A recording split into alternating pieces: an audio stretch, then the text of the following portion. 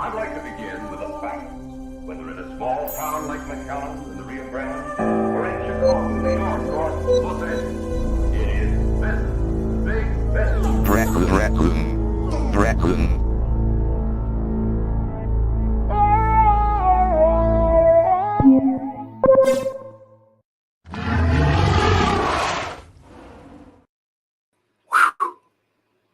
I'm live. Man, a lot going on. I'm pressed for time, so I'm going to get into this real quickly.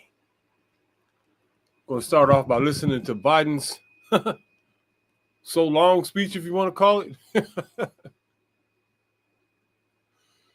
Oh, boy. They made a hostage deal today. That's what they're claiming.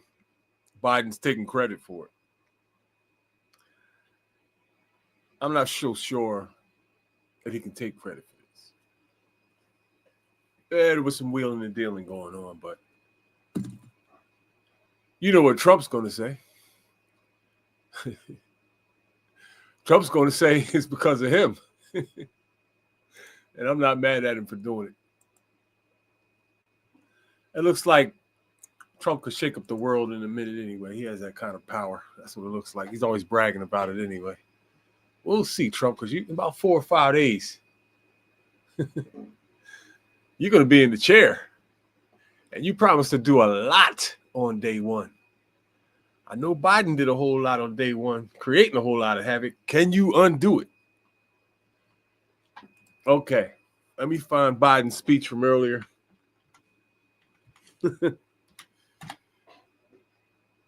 Oh, boy. Joe Biden shares his farewell address to the U.S. This is must-see TV. Whew.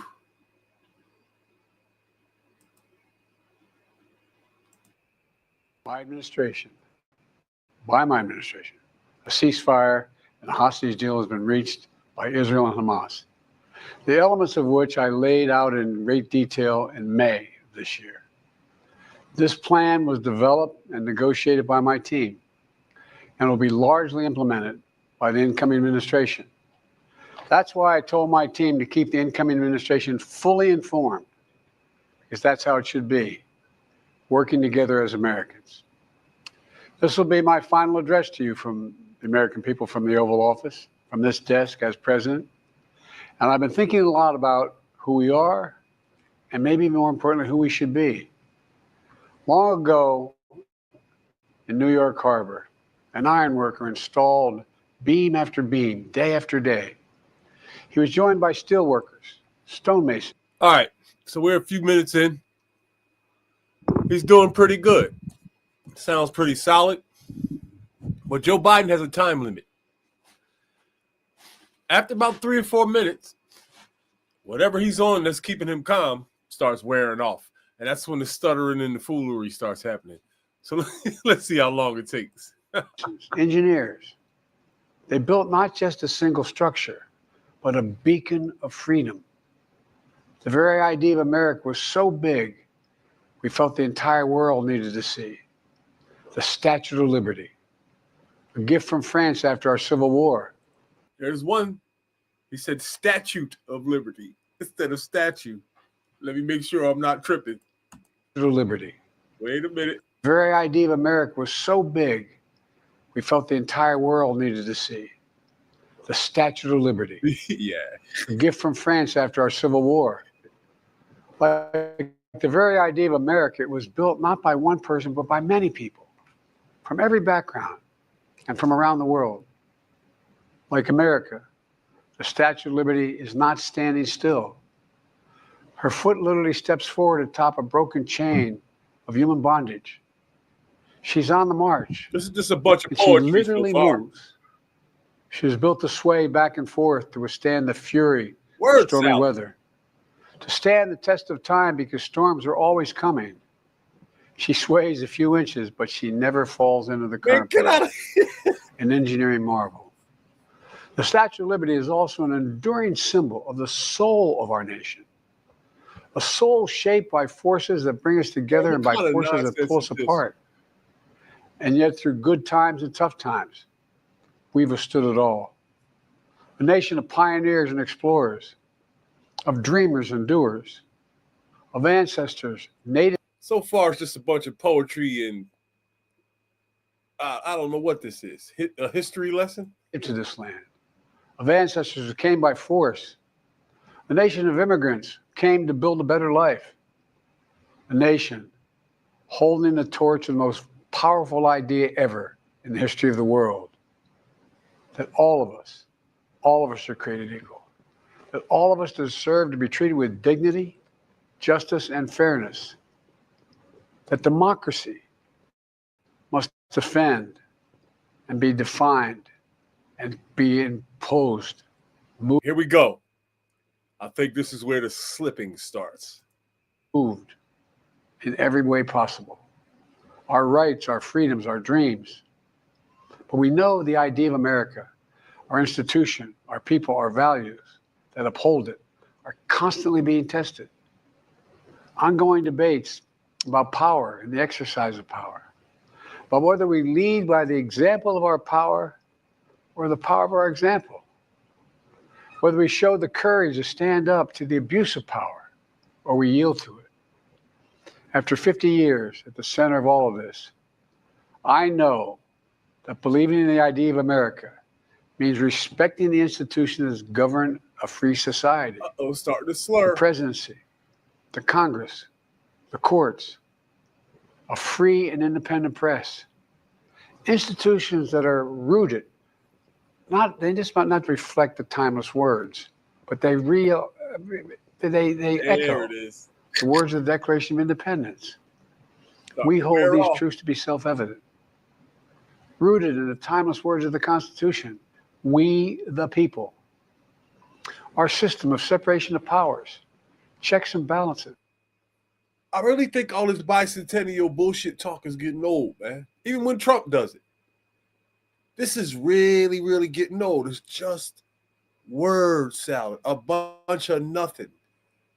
You're leaving and you're just giving us how many minutes of hopium so far? 4 minutes of hopium. Haven't really said anything yet, buddy. Get to the point and get out of here. It may not be perfect, but it's maintained our democracy for nearly 250 years, Oh, wow. longer than any other nation in history that's ever tried such a bold experiment. In the past 4 years, our democracy has held strong. What? And every day I've kept my commitment to be president for all Americans through one of the toughest periods in our nation's history. I've had a great partner in Vice President Kamala Harris. Oh, boy. It's been the honor of my life to see the resilience of essential workers getting us through a once-in-a-century pandemic, the heroism of service members and first responders keeping us safe, the determination of advocates standing up for our rights and our freedoms. First responders keeping us safe. Cities are being decimated. People are dead. There's 6 months of news coming behind this storm in California. These fires. This was the most failed, incompetent, evil, dishonest administration ever. Ever. In any nation. Ever. They told the truth about zero. About literally nothing. And fooled millions of fools all around the world doing it. Instead of losing their jobs to an economic crisis that we inherited, millions of Americans now have the dignity of work. Millions of entrepreneurs and companies creating new businesses and industries, hiring American workers, using American products. And together, we've launched a new era of American possibilities. One of the greatest modernizations of infrastructure in our entire history. This From new guy's roads, crazy. bridges, clean water, affordable high-speed internet for every American. We invented the semiconductor, smaller than the tip of my little finger, and now is bringing those chip factories and those jobs back to America where they belong, creating thousands of jobs. This is sad. Finally, giving Medicare the power to negotiate lower prescription drug prices for millions of seniors. And finally, doing something to protect our children and our families by passing the most significant gun safety law in 30 years. Gun safety. And bringing violent crime to a 50-year low. Meeting our sacred obligation to. He just said, oh my God. This man just said that he brought violent crime to a 50-year low. I don't understand how they're allowed to do this. I don't understand. Their supporters know that that's a lie. Every Democrat alive knows that that's a lie. Why are they allowed to do this? I'm starting to hate politics. The lies are beyond lies now. We need another word for this, what this is. Over 1 million veterans so far were exposed to toxic materials, and to their families, providing medical care and education benefits and more for their families. You know, it will take time to feel the full impact of all we've done together. But the seeds are planted, and they'll grow and they'll bloom for decades to come.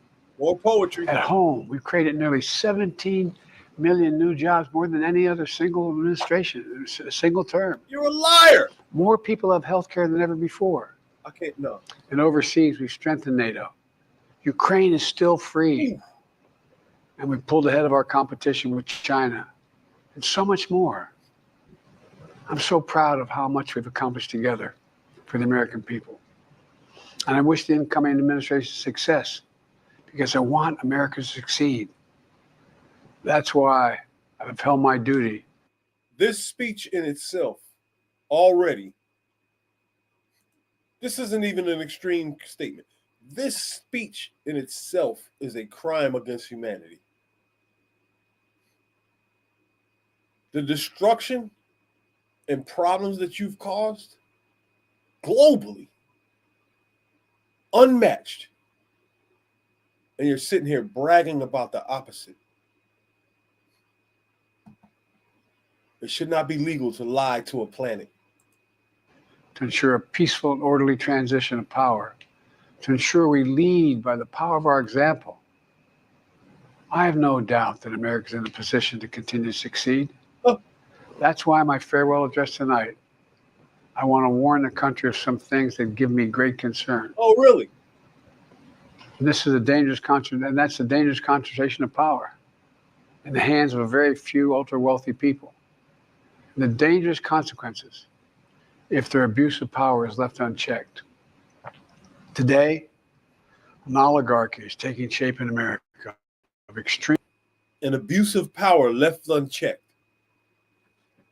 You mean like your son, Hunter Biden, and his dealings with Burisma Oil Company in Ukraine? The laptop business, and you pardoning him for himself committing crimes against humanity, which makes you a conspirator. And we all know what percentage of the law conspiracy is. People aren't afraid anymore to speak about what you really are. You have horns on your head, sir. You're a liar. You're a liar. Extreme wealth, power, and influence that literally threatens our entire democracy, our basic rights and freedoms, and a fair shot for everyone to get ahead. We see the consequences all across America, and we've seen it before. More than a century ago, but the American people stood up to the robber barons back then and busted the trusts. They didn't punish the wealthy. Just made the wealthy play by the rules everybody else had to. Workers want rights to earn their fair share.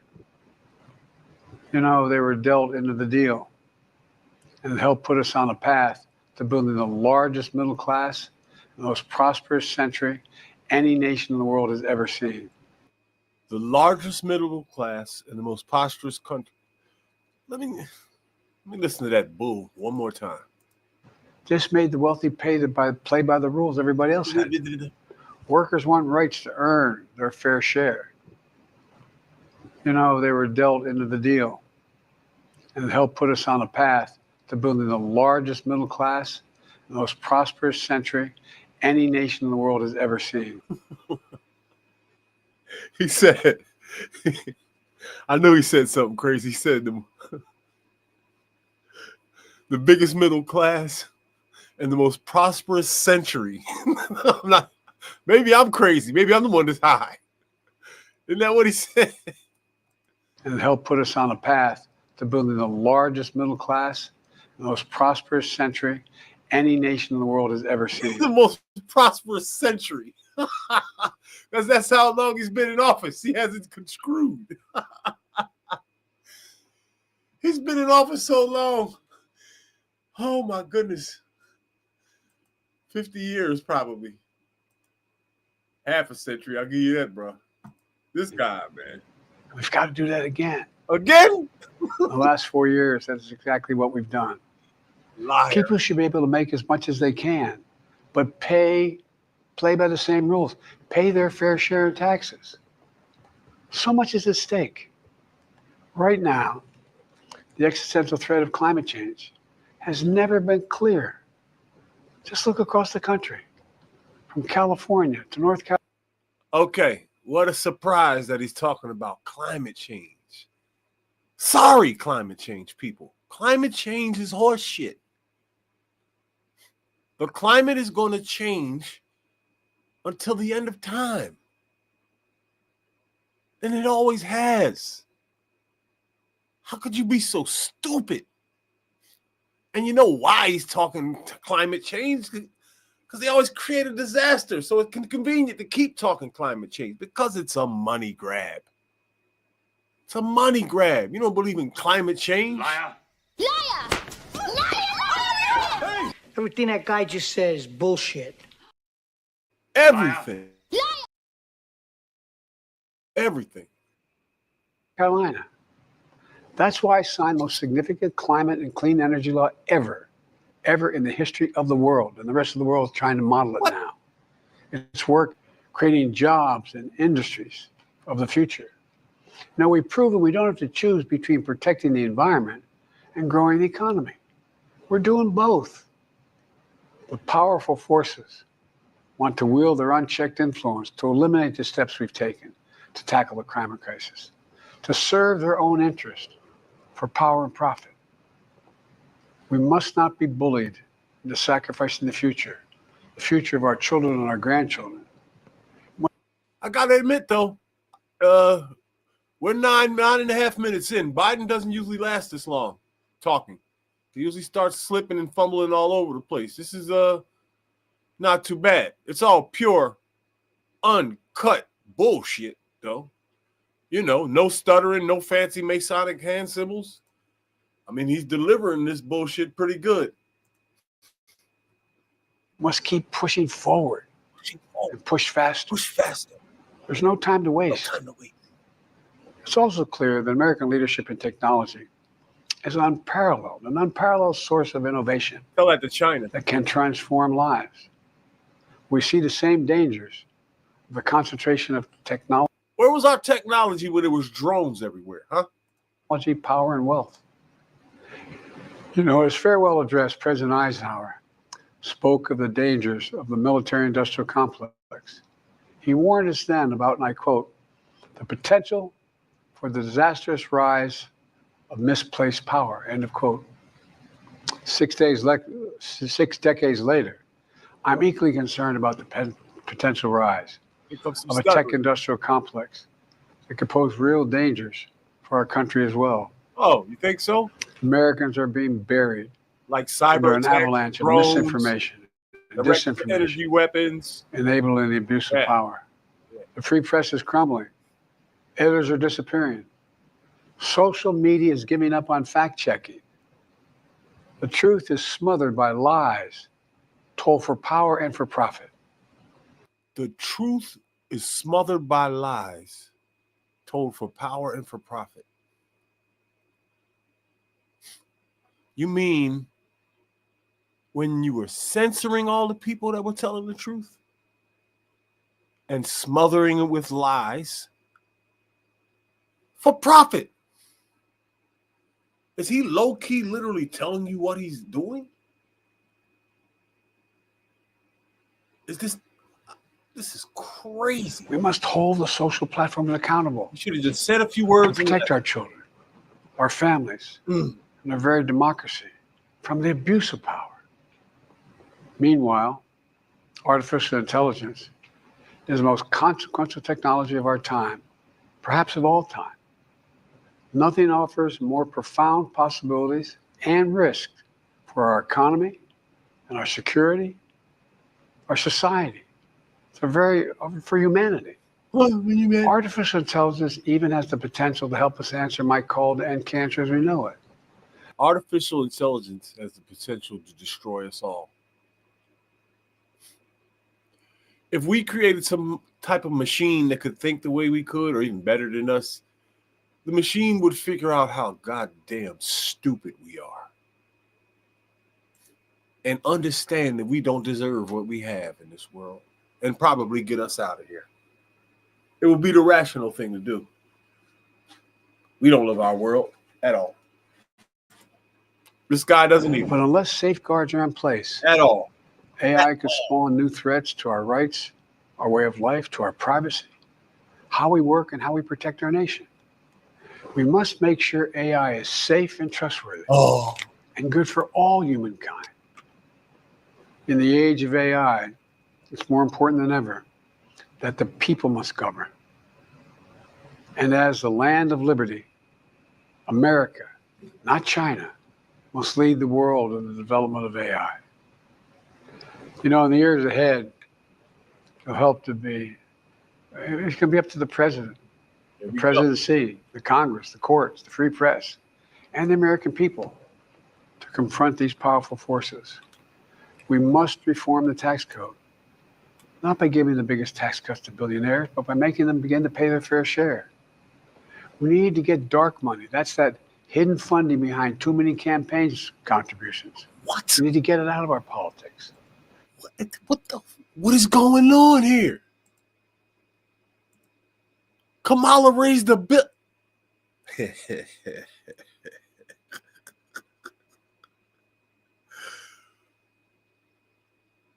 The stunt that you guys pulled by pulling him out, first of all,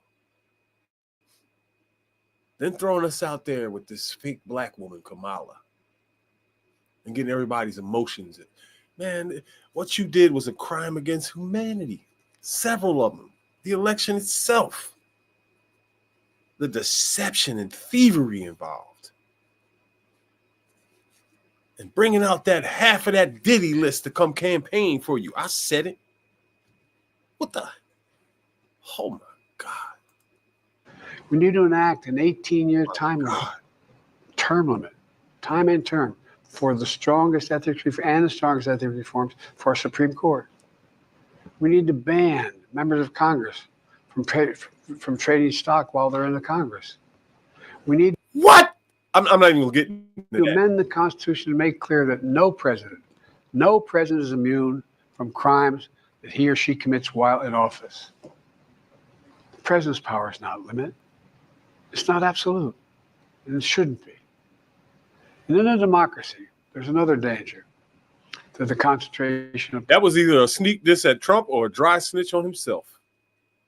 Because Trump is smashing all of his cases, and you, sir, are dodging yours. Remember, they said you weren't even medically fit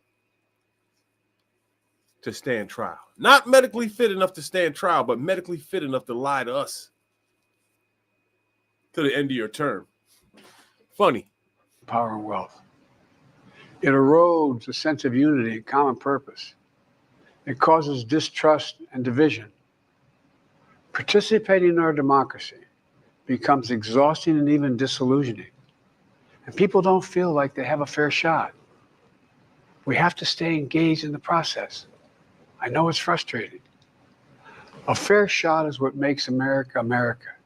Everyone's entitled to a fair shot, not a guarantee, but just a fair shot, an even playing field, going as far as your hard work and talent can take you. We can never lose that essential truth, remain who we are. I've always believed, and I've told other world leaders, America can be defined by one word. One word? Possibilities. Only in America do we believe anything is possible. Like a kid with a stutter from modest beginnings in Scranton, Pennsylvania, and Claremont, Delaware, sitting behind this desk in the Oval Office as President of the United States. That's the magic of America. It's all around us. Upstairs in the residence of the White House, I've walked by a painting of the Statue of Liberty I don't know how many times. In the painting, there's several workers climbing on the outstretched arm of the statue that holds the torch. It reminds me every day I pass it. More poetry. Of the story and soul of our nation and the power of the American people. There's a story of a veteran. This is a veteran, a son of an immigrant, whose job was to climb that torch and polish the amber panes so rays of light could reach out as far as possible. He was known as the keeper of the flame. He once said of the Statue of Liberty, quote, speaks a silent universal language, one of hope that anyone who seeks and speaks freedom can understand. Yes, we sway back and forth to withstand the fury of the storm, to stand the test of time. A constant struggle, a short distance between peril and possibility. But what I believe is the America of our dreams is always closer than we think. And it's up to us to make our dreams come true. Let me close by stating my gratitude to so many people, to the members of my administration, as well as public service and first responders across the country and around the world. Criminals. Thank you for stepping up to serve. To our service members and your families, it's been the highest honor of my life to lead you as Commander-in-Chief. And of course, to Kamala and our incredible partner, the historic Vice President. She and Doug have become like family. And to me, family's everything. My deepest appreciation to our amazing First Lady who's with me in the Oval today. For our entire You in the family. Oval? You're the love of my life and the lives of my love. It never stops. I love this guy. My eternal thanks to you, the American people. After 50 years of public service, I give you my word. I still believe in the idea for which this nation stands. A nation where the strengths of our institutions and the character of our people matter and must endure. Now it's your turn to stand guard. May you all be the keeper of the flame. May you keep the faith. I love America. You love it too. God bless you all. And may God protect our troops. Thank you for this great honor. Well, there you have it. One of the many Joe Bidens that are out there. I have at least 4 pictures of 4 different Joe Bidens in the thumbnail. I don't know what's going on, who this is, but for now, we'll say this is Joe Biden, right? I don't know if this was a dry snitch. I don't know what this was about. But all those horrible things he said we have to watch out for, him and his administration have literally done. The biggest liar that's ever been in office, and there have been some big ones. Half hour of poetry, a bunch of bicentennial bullshit, hopium, nothing, just verbal drugs. A waste of 4 years of everyone's lives on this whole planet. Not that the government has ever been too much better than that, but welcome to the world. It's hell here. It is what it is. Nothing we can do about it. But we can clown this fool. Most dishonest man that's ever walked the earth, in my opinion. Maybe Kamala's worse. I don't know, man. I don't even know what to say. I could rant for a half hour on all the fucked up shit they did. all the problems they caused everywhere. It's insane. And used your money to do it. It was a crime against humanity. The list of crimes is pages and pages of what these people done. I'm saying it. Crimes. Our government committing crimes against humanity. And it gets so much worse and so much deeper. Things I'm afraid to talk about here. Got to get into the next story. I'm pressed for time. You know what I'm going to do? Got to go to TikTok and look at some of these fire updates, man. I don't understand how everybody isn't just making video after video about these fires. Is the biggest thing that's ever happened to the world. Ever. I might be exaggerating, but I don't know. Maybe it's just me. This story is colossal. Nothing like this has ever happened before. This is worse than 9/11. And I know thousands of people die. I get that. But if you think of what was destroyed, whew, man, in terms of that, it might be bigger than 9/11. A new world, man, where things like this can happen on American soil, and we just blow it off like it's nobody's even talking about this anymore. And they haven't gone away. There's a new fire. I'll get into that. I'm going to switch over to TikTok. Man, this is crazy. Too crazy. Whew. All right. TikTok. Rich, exclusive area. We've come down to Brentwood, an extremely rich, exclusive area. At the moment, it's not in an evacuation zone, but just take a look at this. Outside these houses of millionaires, there is a fleet of private firefighting vehicles. A small army, really, standing by, ready to protect some very, very wealthy homes. Now, a lot of different ways you can look at this. I mean, if I was a rich guy, what would I do? I think I'd protect my house. But what company is this? You know, because this fire is only a few days old, and they've come up with a plan B for themselves already. Where are these kind of resources just readily available? Where you can, if you have the money, you can just hire these guys to come protect your property. If the neighbors had that kind of money, why didn't our government put something like this into movement? Huh? And I noticed in the first few days of these fires, I didn't see any airplanes with water in them spraying where the houses were. I just saw them spraying the forest. I don't know how this works. Maybe I'm not no firefighter, you know? I just think.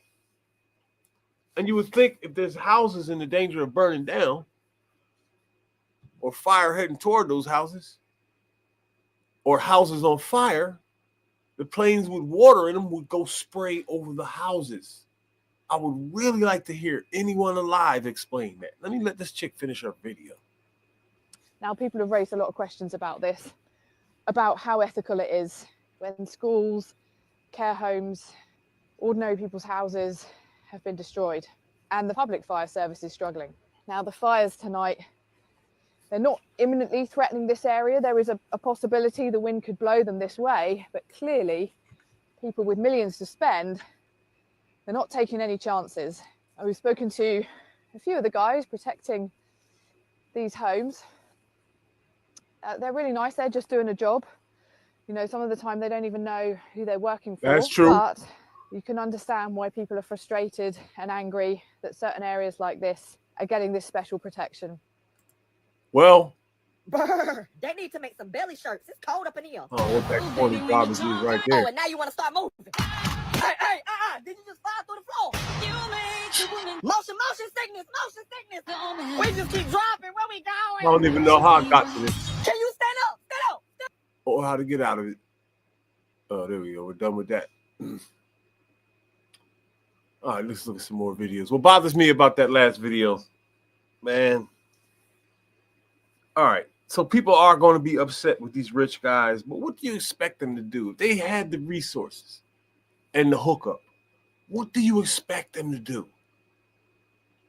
What, earn some type of honor by letting their properties burn down like yours? No. They worked hard probably just like everyone else. But it does bother me, you know, that the governments didn't have these kind of resources on standby and came up short. It should have been, I'm thinking, a catastrophe like this big. I don't know, why couldn't there have been hundreds of planes coming from all over the world? Every nation, we're all one world. Everyone come. We could do this at every disaster, everywhere. Send resources from around the world immediately. Hop on top of the disaster and get it cleaned up and solved as quick as possible. I don't get it, man.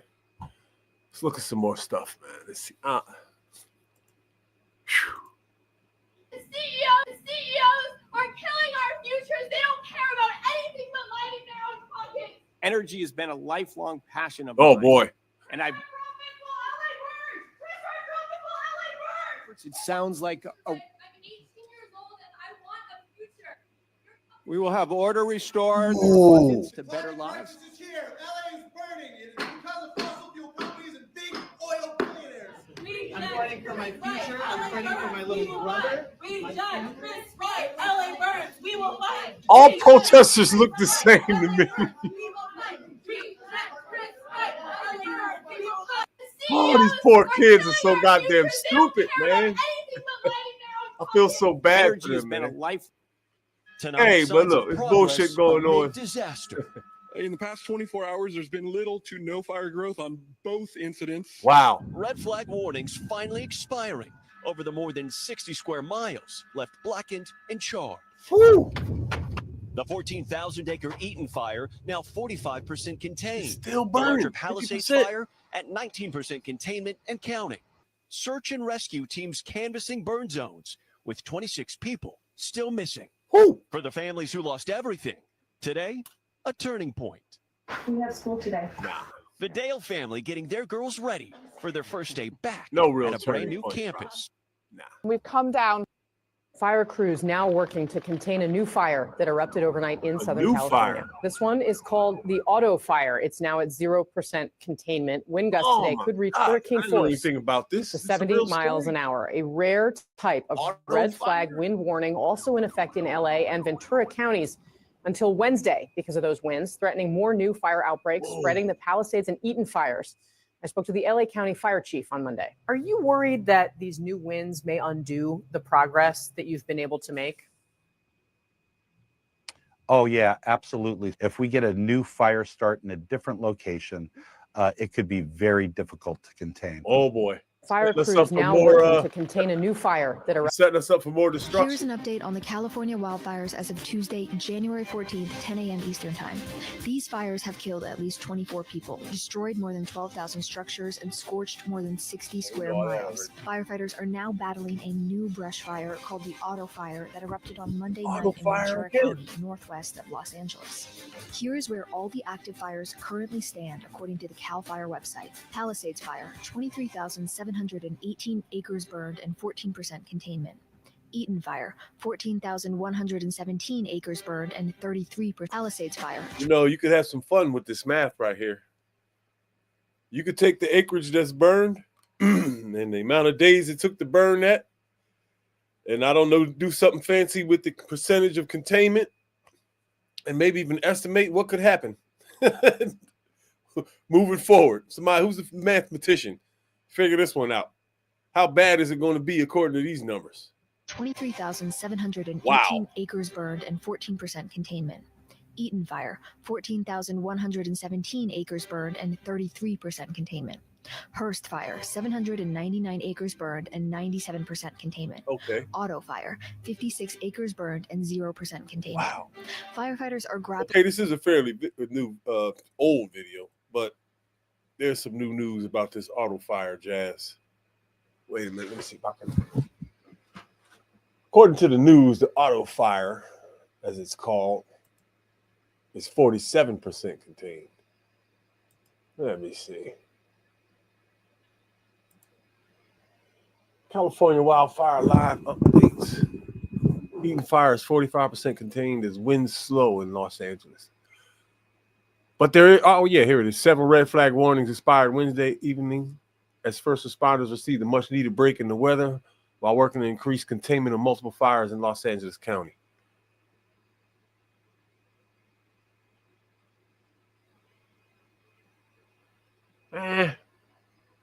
More numbers.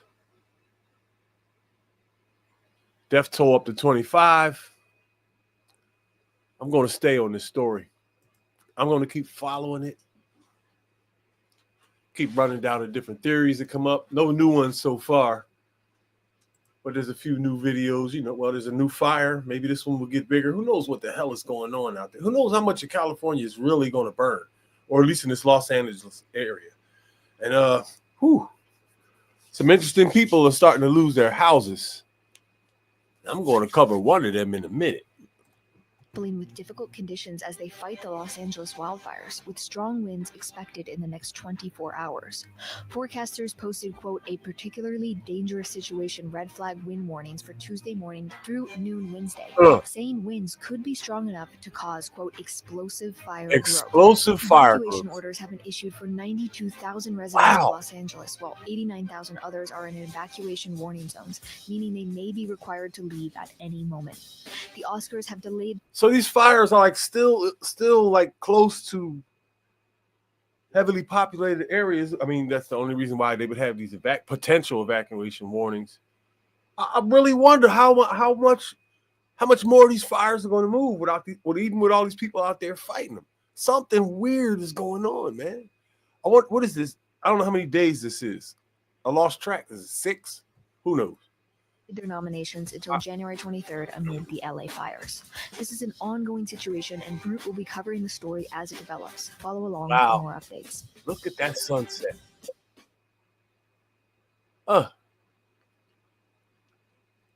Here's something interesting to notice about this sunset. This black line that you see going across, flat, by the way, is the horizon. That is the actual horizon. But this other line right here, where you start to see the sun disappear over that line, that is the atmosphere. That's the atmosphere hundreds and hundreds of miles in front of you. That's thick atmosphere causing that line. It looks like it's not too high, but that line is very, very high. This line I'm talking about right here is very, very high up. Because that's about where our atmosphere starts to change, to where our sun can no longer illuminate it, or its light can't penetrate it. Because there's thick clouds at that level and everything. I'm going to assume it's a lot clearer, much higher than that. But that's what that second line is. This is a receipt that the flat earthers use. And it's a real one too. So not gonna get into that. It's just interesting. The Owens family was in New York when the wildfires started in Los Angeles. Video from their Ring camera showed flames growing in the backyard of their Pacific Palisades home. Zibby Owens was sure they had lost their house to the fires. A week after the fires started, the family decided to look through security footage again since they were unable to return home. They were surprised with what they saw: 3 firefighters jumping into action to save their property.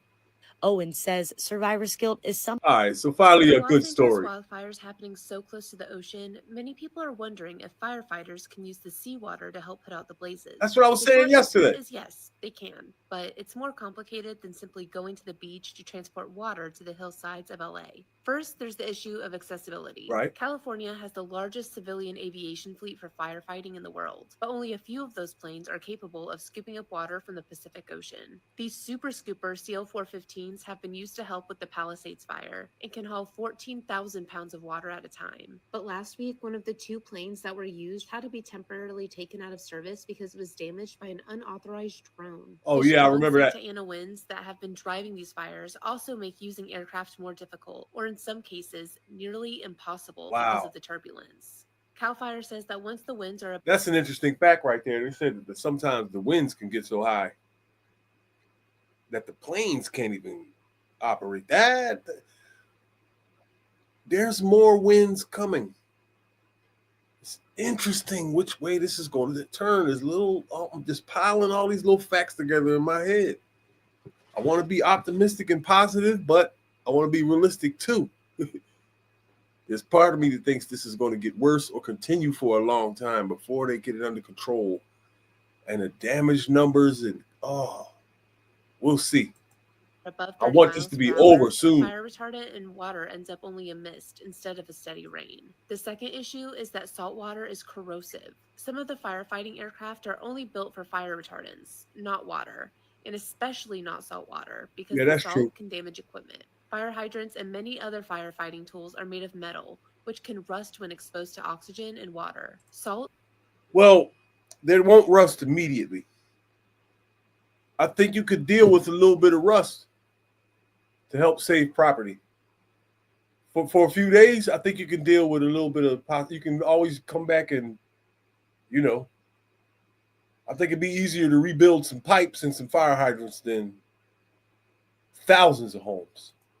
Speeds up the corrosion process. And finally, ocean water isn't used immediately to fight fires because it can have a long-term impact on the environment. Experts say that some trees in Southern California's dry conditions may not be able to tolerate lingering salt in the soil. In general, crops and plants tend to struggle to absorb water when soil salinity is too high That for is their true. environment. And changes in the soil could last for years, Yeah. adding further strain on areas that are already feeling the impacts from fire damage.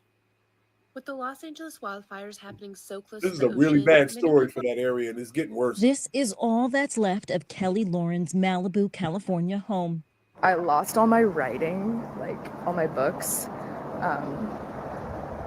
Yeah, you're like tearing up, and it's just hard to, I don't know, I just remember that after, but everything I've written for my whole life, and I journal and write a lot. She's one of man. thousands of people whose entire lives went up in flames in Yeah, Southern. you're just one person. I mean, This is the Barrow family of Pacific Palisades. Their home went from looking like this to unrecognizable. Damn. Destroyed by the Palisades Wait a fire minute. this Let me past see that week. before real quick. James Barrow's wife, Christina. Let me go back. This is the Barrow family.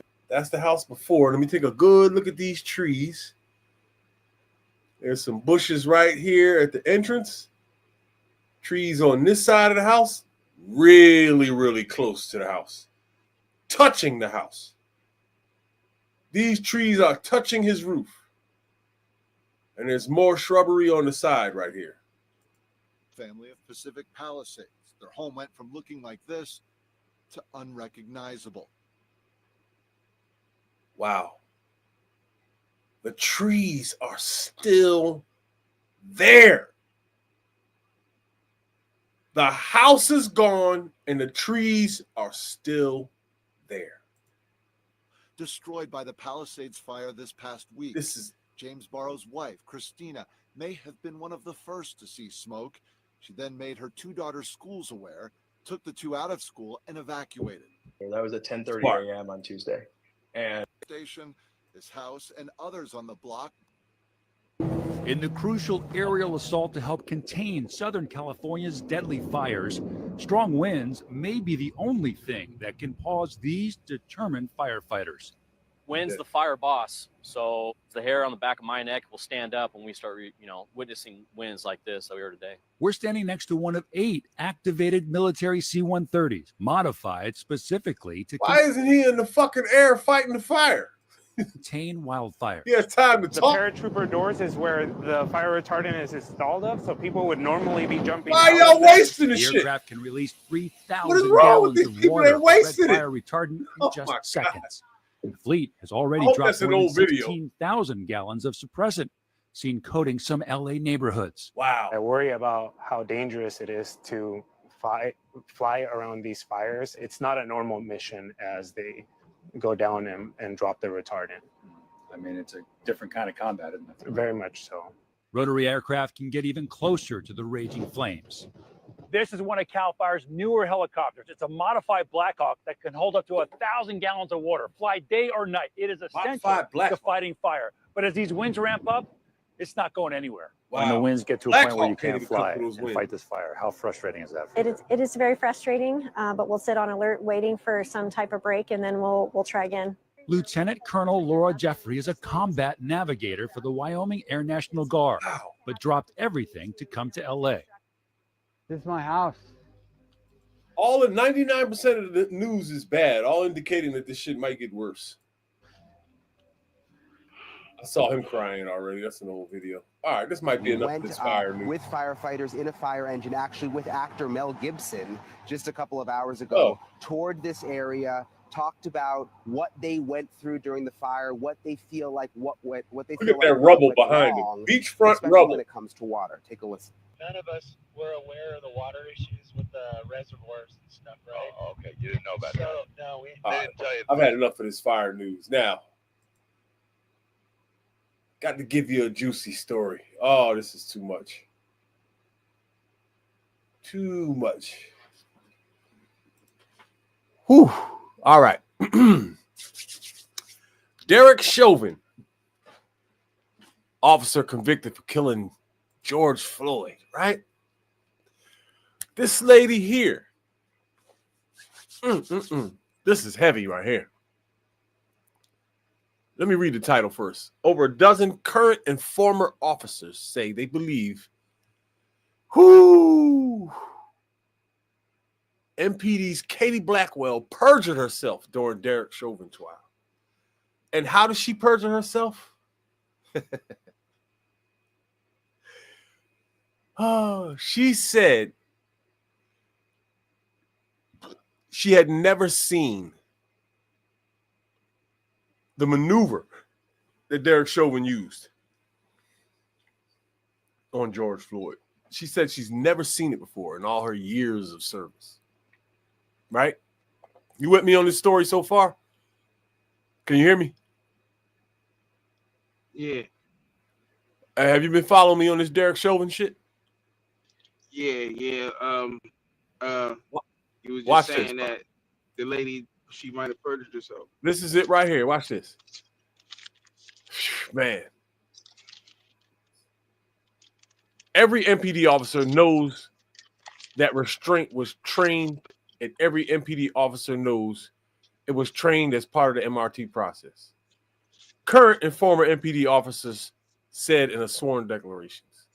That's not her. That's other cops saying that. And they were saying that before. This move has always been used by this police department. It's always been used. Used all over, man. All this article is just about these statements that these cops made, and that shit is used worldwide. This picture right here. In fact, that same day, somebody, I think in Australia, they died the same way allegedly. No, there was a bunch of them. There was one over in Europe, and there was another one, a white dude right here in America. Same way, same thing. Him crying for his mother, knee on the neck, all of that, and he died right at the scene. But this right here is actually a picture of her using the same maneuver a long time ago. Her herself. Yeah, her herself doing it. And there's her knee on someone's neck, and it looks like they're in pain. Wow. She's so unfamiliar with it, she didn't even know she did it. Watch this. This week, lawyers for Alpha News filed a 113-page motion with 592 footnotes to have the case dismissed. Prejudice. Whew. This is heavy, man. Chauvin might come home. You know this is going to, like, listen, man. Or the I one don't know how hype everybody is or on pins and needles everybody is right now, years later, but if Chauvin comes home, Well, one of them is home. One of them is home. The dude that kneeled on his back, he home. Well, they didn't give him that much time. He got out today. They didn't give him that much time. What's his name? You know his name? It might have been Long, Officer Long. I'm not sure. Talk about, man. Let me see what you talking about. But yeah, the dude, one of them dude, they said the dude who kneeled on his back is home. Shoot, let me type in George Floyd. Maybe that'll come up.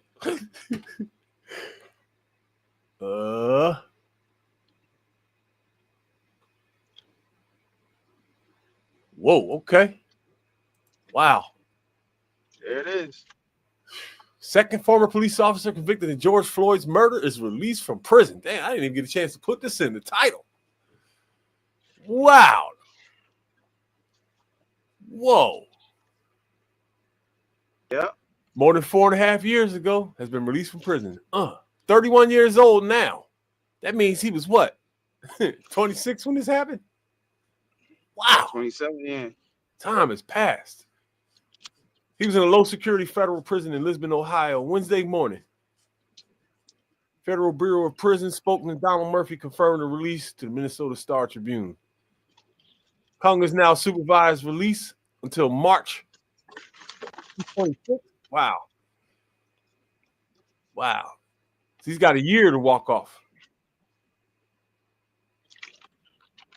Floyd, who was black, you know they had to put that in there. Damn. Always got to gaslight everybody. Had to put that in there. Floyd, who was black. I mean, who don't died know while he ain't pinned black? under the knee of Officer Derrick Chauvin, who is white. Oh my God. Yo, why are they writing articles like this? What the fuck are they doing, man? Why are they putting these words in these articles? You can't do that. And they want to put restrictions on my page, and these people were gaslighting people like this. That's crazy. So I ain't even reading that bullshit because I'm gonna get mad. Former officer Thomas Lane, who held Floyd's legs, was released from prison last summer. I didn't even know that. Did you know that? Nope. Former officer Tu Tao, who kept back bystanders as Floyd was restrained, remains in prison. Whoa. That's 50%. That means 50% of the police that held him down are out. That's hilarious, but look which ones are out. Let me make sure I'm reading this correctly. Officer Lane, who had Floyd's legs, was released from prison last summer. Former officer Tu Tao, who kept back bystanders, all he did was keep back bystanders. He's still in jail. And he's still going to be in jail till November. What the fuck? What did he do? What did he do? Because we can't. You're not about to tell us that they locked him up for pushing back bystanders. Because if that's the case, the whole NYPD should be locked up. That's what this article says. It says continue reading. Let me see. Oh man, Kung was it? Yo, this young boy was in his third day on the job. The one that's going to be Wait, let me make sure I get this right. Make sure I get this right. Lane was released. Oh, he has to stay in jail. All right, so there's 2 Asian officers. That's what his names look like. Kung was in his third day on the job when Floyd was killed. He received his law enforcement license in August 2019. Captain of the varsity soccer team. They give us a whole bunch of information we don't fucking need. Skim through this. Employment history. Whoop-de-doo. And damn, this article is bullshit. Well, the guy got out. So there's only 2 of them left. That'd be something else if both of them. Well, one of them's going to be home in November. George Floyd killers are going to be walking the street real soon. So people are going to get mad. And I think this could turn into something. Wow. I got another one for you too, bro. A good one. Ready for this? All right. Ready for this? BLM co-founder Patrisse Cullors seeks donations after losing 2 of her 3 LA mansions to wildfires. Shit, use the rest of that money you stole. You know what I mean? Shit, y'all ran through that money that fast. You ain't got no more. Or I know what it is. Rich people don't like spending their money. They like spending other people's money. That's what it is. That's how a lot of them got that way, but that's the way. The American way. Patrisse Cullors, co-founder of the Black Lives Matter, who previously faced scrutiny for purchasing luxury properties, is now seeking further public donations. Woo!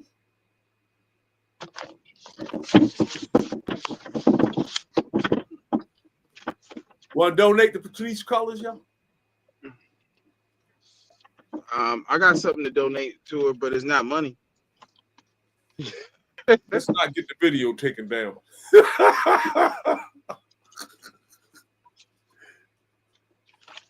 Let's not. Whoo, my goodness. Unbelievable, man. Unbelievable. I'm going to read the rest of this as soon as I finish rolling. 2 of the homes, I got some of it memorized, valued at what, $6 million? 2 of the homes valued at over $6 million, each when acquired, were destroyed in fires, leaving Cullors to turn to her followers for donations to repair and rebuild. She want our bread so she can move back out into a white neighborhood, dog. So why does she need multiple mansions? What's she doing, like the Airbnb shit or something? I don't even know. It makes me wonder, like, what kind of job she has and how she's maintaining them. You know how much it costs to maintain $3 million houses? $6 million worth of houses? Like, what are those other houses? What are the other houses for? How's she paying all that money, taxes and maintenance, and what's her job? Like, where's her bread coming from? I don't get this. Well, we know where it came from. I don't know what she's currently doing, but we know she ripped off a shitload of people, you know. The platform X, formerly known as Twitter, was flooded with reactions, with many users expressing a lack of sympathy for Cullors' situation. I ain't mad at that. Critics pointed to her controversial financial decisions and accused her of exploiting donations meant for social justice initiatives. Exactly. This is karma in action, one user posted. You can't misuse people's money and expect life to just go your way. Wow. Others share similar sentiments, framing the incident as an example of how those who profit off others' suffering eventually face their reckoning. Wow. This is exactly what happens when people like Patrisse Cullors scam an entire movement for their own financial gain. Using Black Lives Matter, a cause meant to uplift and fight for justice, to buy herself multi-million-dollar mansions is beyond shameful. I don't feel bad for her losses. This is the consequence of exploiting a community's pain and struggles for personal luxury. Get what the fuck you deserve. You deserve much, much worse. We as Black community need to start recognizing and calling out grifters and scammers who use movements, racism, or injustice as a way to gain wealth and power.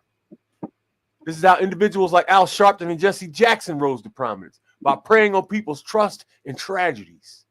We have to stop falling for these schemes and hold these people accountable. Let's build movements with integrity and not let them be hijacked for self-gain. Damn, what a lesson. What a goddamn message. Despite the criticism, Cullors is pressing forward with her appeal for financial support, describing the wildfire losses as a devastating blow and emphasizing her commitment to rebuilding. She wants us to put her back in mansions. Wow. She has framed her request as an opportunity for solidarity, urging her supporters to stand together in times of hardship. For me. Right. However, the optics of asking for donations after losing 2 luxury properties have proven polarizing. How does someone with a 3rd mansion need donations? One commenter questioned. There are people who lost everything in these wildfires and don't even have insurance. I got an idea. Yo, this is the thing, right? Look, they made a good point. One of her houses is still the fuck here. Well, she got $3 million right there because she can sell that house. Woo! You know what I'm saying? And She can rebuild say- the other there's two. a lot of people need houses right now. Yeah. You know what I mean? Let some homeless people move in there. Let some of your neighbors move in there with you. Or you know, you put that shit up for Airbnb, whatever that shit is called. Airbnb, you hilarious. You know what I'm saying? Flip that motherfucker. It's not. Hey, listen, it's not like she don't know how to hustle, or maybe she only know how to hustle people. You know, you don't know how to make money. You know how to make money off of people, but flip that house. Shit. Yo, I told you the news was gonna start getting crazier and crazier. This is getting crazy. Well, we on the heels of another tragedy. One is coming down the pike. You know, if I know how these people move, we about to be on another. Oh, I can't believe the police did this type shit to somebody. You know what I'm saying? I don't know, bro. I don't know if the cops gonna be. I think they've played that card already. You know what I mean? Well, I mean, they gonna keep playing it. This is next level shit we about to be dealing with. Yeah, they're gonna keep playing that card. You know, that might help for some civil unrest. You know, some unruly behavior, some disorderly conduct. You know, things that they want people to do. You know what I mean? So All right, like we got how many days before Trump inauguration? 4 after midnight. 5 days, 4 days. Well, it's 12:01, so it's 4 days exactly. So some bullshit. Some bullshit could go down as a precursor to get people riled up, so that they already be disgruntled going into that event. You know what I'm saying? You know, just as a reiteration, like if you wasn't mad enough already, here's something to usher you into this. You know what I'm saying?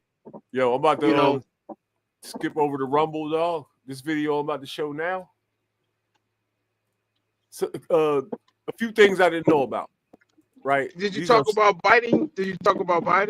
In the beginning? Yeah, I showed his little getaway speech, told some jokes.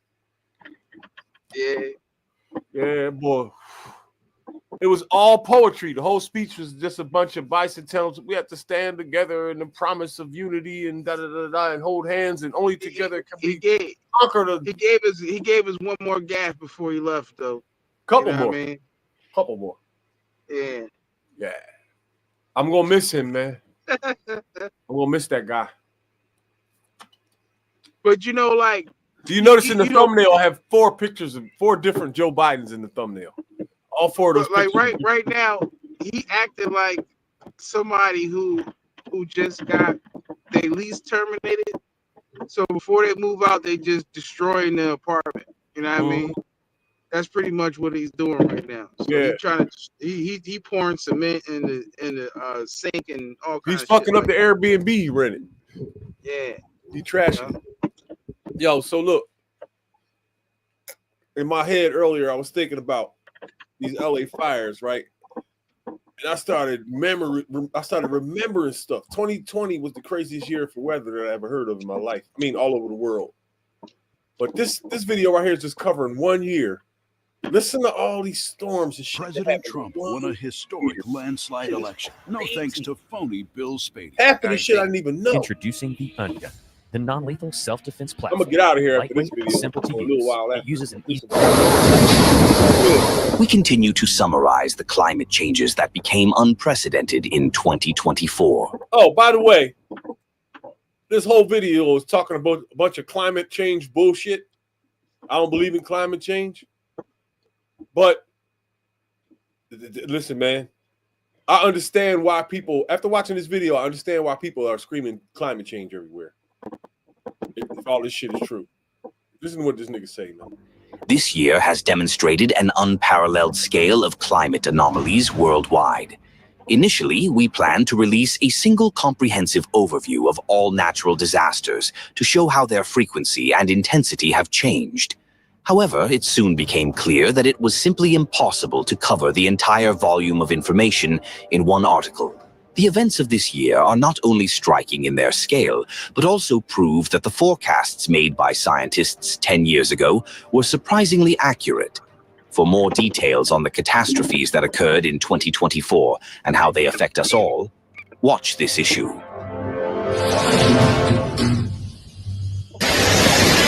Tropical hurricanes.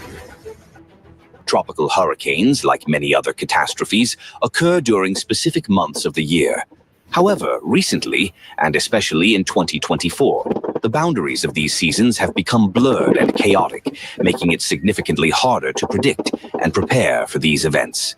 In the Atlantic, the hurricane season traditionally runs from June 1st to November 30th, peaking in August and September. However, in 2024, the situation unfolded differently. The season began with unusual activity. In June, an extremely powerful hurricane, Beryl, struck the Caribbean countries, followed by Mexico and the United States. In the Atlantic Ocean, it became the only Category 4 tropical hurricane in history to form in June, as well as the earliest Category 5 hurricane in this oceanic basin. The storm claimed the lives of dozens of people. And in the midst of the season, in August, an unexpected calm set in, which puzzled climatologists. However, it was followed by a sharp surge in storm activity. A record for this time of year was set when, after September 25th, 7 storms hit the region. The last month of the season, November, was also unusually active in the Atlantic, with the formation of a tropical storm and a Category 3 hurricane. For comparison, on average, only 1 tropical storm is recorded in November, and hurricanes of Category 3 or higher occur only once every 5 years. These phenomena are gaining strength and becoming increasingly destructive due to the energy that the overheated ocean provides to tropical cyclones. According to recent studies in 2024, the intensity of all 11 hurricanes in the Atlantic significantly increased, with their maximum speed rising by 15 to 45 kilometers per hour. As a result, 7 hurricanes reached a higher category, and 2 tropical storms strengthened to hurricane level. The typhoon Yagi, which formed on August... This one I didn't even know about this storm right here. A typhoon named Yagi. That's what they call hurricanes in the other hemisphere, typhoons. 31st in the South China Sea, reached Category 5 and caused immense destruction in several countries. Damn. In Vietnam, it brought catastrophic rainfall. As a result of the storm, at least 300 people lost their lives, and hundreds more were injured. This typhoon was distinguished by an exceptionally large outer radius and maintained its status as a super typhoon for an unusually long time, almost 64 hours. Damn. This was the primary cause of the extensive destruction.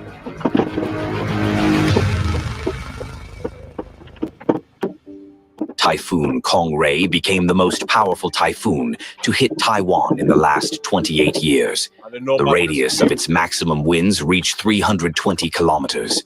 This was the distance between the center of the cyclone and the band of its strongest winds.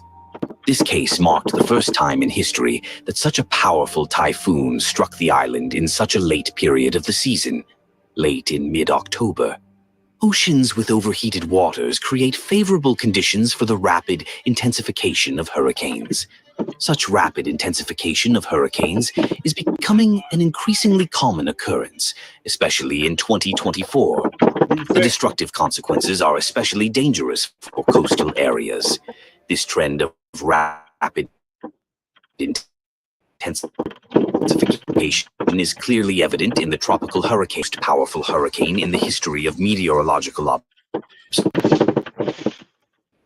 observations in the state of Florida. It struck the coast on September 26th, a Category 4 hurricane. The hurricane turned vast areas across 6 states into disaster zones. The damage caused was enormous. In North Carolina, Helen caused the strongest floods in the last 100 years. The economic damage from the storm for the state amounted to $59.6 billion. Helen claimed the lives of 225 people, Less than 2 weeks later, the residents of Florida once again felt the powerful impact of a storm. Hurricane Milton shocked meteorologists with its rapid intensification even before making landfall.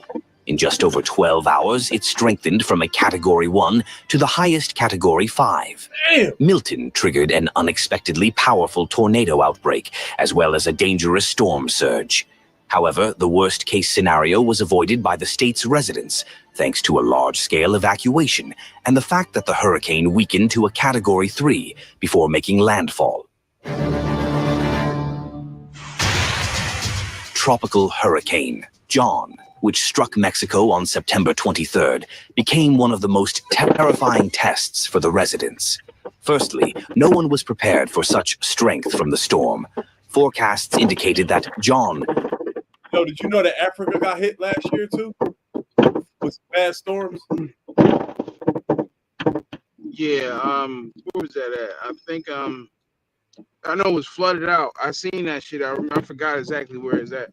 I didn't even know that. Would remain a tropical storm and quickly dissipate after making landfall. However, just before reaching land, it rapidly intensified to a Category 3 hurricane in just 18 hours. Secondly, the unexpected resurgence.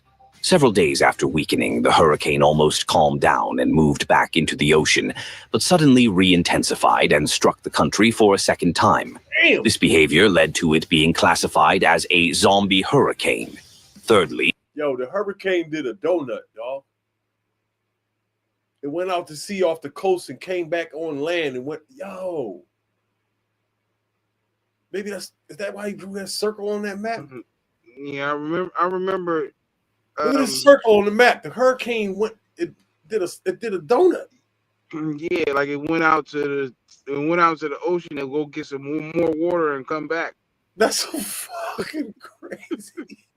Yeah, I'll be right back. Yeah, I'm gonna go get some more water. I'm thirsty. This fact highlights a new worrying trend. Tropical cyclone observations hit the city. They had not yet recovered from the devastating... Every time you see a picture of destruction, it looked the same, no matter what it was. War, fire, hurricane. damage caused by last year's Category 5 Hurricane Otis. However, the amount of rainfall from Hurricane John exceeded 950 millimeters, which was 3 times higher than the rainfall during Hurricane Otis. It is worth noting... Yo, look at this image right here, dog. Ain't nobody come to see you sing Otis? Look at this fucking image. What's the difference between this and the fire pictures and Ukraine and Gaza? That only 3 hurricanes in the history of observation... Shit. All these... This ain't funny, though. God damn. ...have struck the Mexican coast near the city of Acapulco. 2 of them, Otis and John, occurred in the last 14 months. This fact highlights a new worrying trend. Tropical cyclones are increasingly making landfall in densely populated areas that were previously considered protected from such disasters. The major port city of Kaohsiung, located on the west coast of Taiwan, was traditionally considered safe. Typhoons are extremely rare there. However, for the first time in 47 years, the powerful typhoon Kraton dealt a severe blow to this region. This occurred in October 2024. The typhoon moved extremely slowly at a speed of only 4 kilometers per hour, which led to unprecedented torrential rains. In just a few days, some areas in the affected regions received up to 1,690 millimeters of rainfall. Experts emphasize that such a volume of rain in such a short period is rare even for Taiwan. This is why the consequences of Kraton were so devastating. This typhoon clearly reflects another trend. Even if a cyclone does not make landfall with maximum wind speeds, it can still cause significant damage and destruction. Severe dangers come from extreme rainfall and storm surges, which lead to massive flooding. This is because most casualties are caused by flooding itself. The year 2024 became the year of a sharp increase in the cascading nature of catastrophes, where one destructive event follows another, leaving regions no time for recovery and turning them into zones of continuous disasters. In the fall of 2024, a series of destructive typhoons struck the Philippines. Yo. 6 typhoons hit the Philippines. from the Yeah, end of that's it. October to mid-November. Yeah, Tropical they like storm that. Tommy, They like that number. Super Typhoon Kongray, Typhoon Insin, Typhoon Taraji, Typhoon Usagi, and Tropical Storm Manyi. 6 of them motherfuckers. In less than a month, the country experienced 6 typhoons, with 4 of them occurring within just 10 days. Damn! These typhoons brought 4 typhoons in 10 days, dog? All right, wait a minute. Ugh. 4 typhoons in 10 days. There's a possibility that somewhere in there could have been 2 in 2 days in a row. What the fuck? such torrential rains that they caused widespread flooding. The storm caused significant damage to the country's economy, and at least 171 people lost their lives. The Philippines often faces extreme weather conditions and is one of the most vulnerable. From the Maui fires to the recent hurricanes, entire towns wiped out in just 24 hours without warning. Are you prepared if disaster strikes? I don't even know what I just did just now.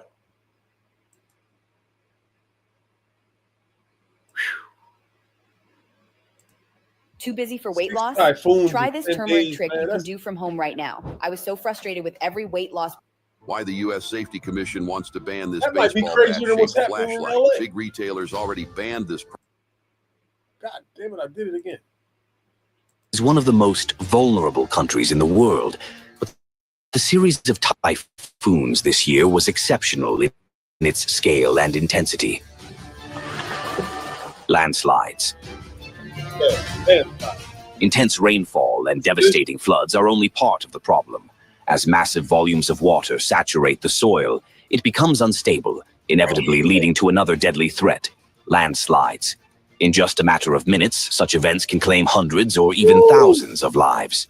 Heavy rainfall on July 21st and 22nd in southern Ethiopia triggered a series of devastating landslides.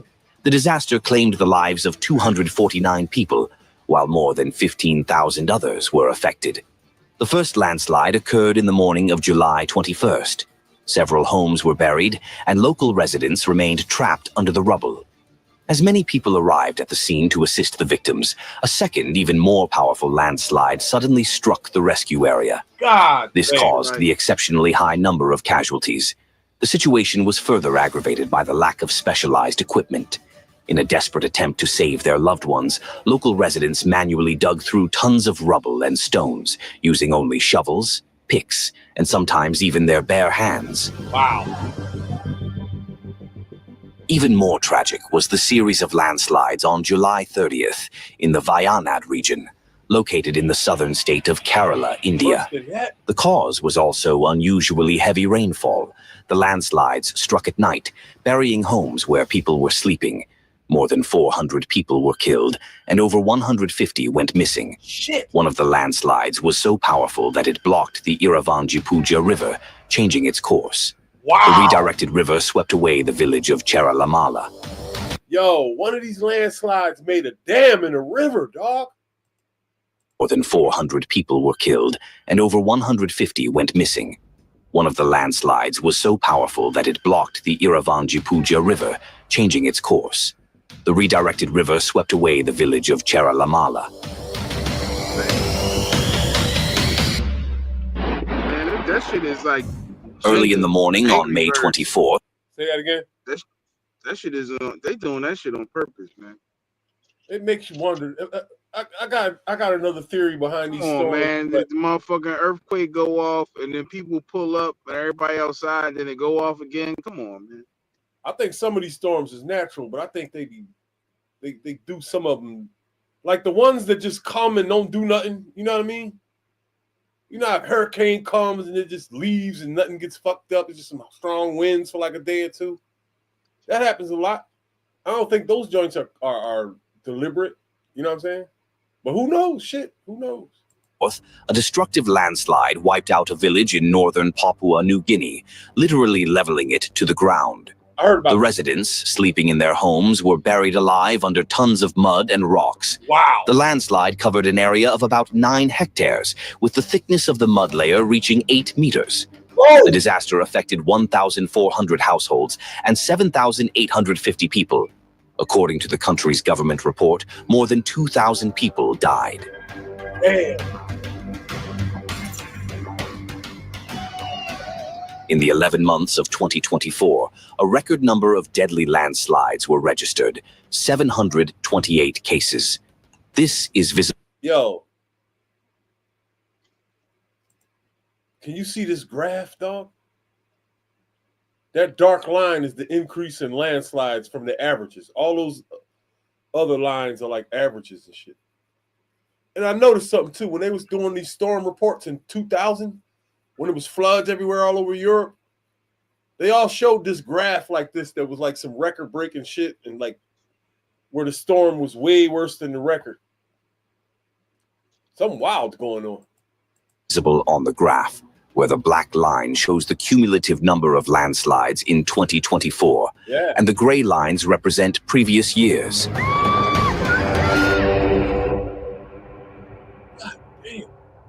Abnormal rainfall and flooding. As the oceans warm, they intensify evaporation processes, causing the atmosphere to become increasingly saturated with moisture.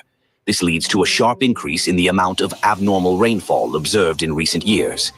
In 2024, 27 countries in tropical Africa faced unprecedented rainfall, significantly exceeding historical norms. The heavy rainfall caused flooding, affecting about 11 million people, of whom 2,500 lost their lives. Millions of hectares of arable land were submerged, and hundreds of medical facilities and other critical infrastructure were destroyed or severely damaged. In Europe, the number of intense rainfall events has increased more than 50-fold over the last 25 years. The intensity of rainfall events has increased. That graph is crazy. That graph is crazy. The one on the right, it almost looks like a handprint. Like something grabbing something. Oh, that shit looks like a lot of shit. I see a Italy boot in there. I see a wolf. I'm high right now, so I see a lot of different things.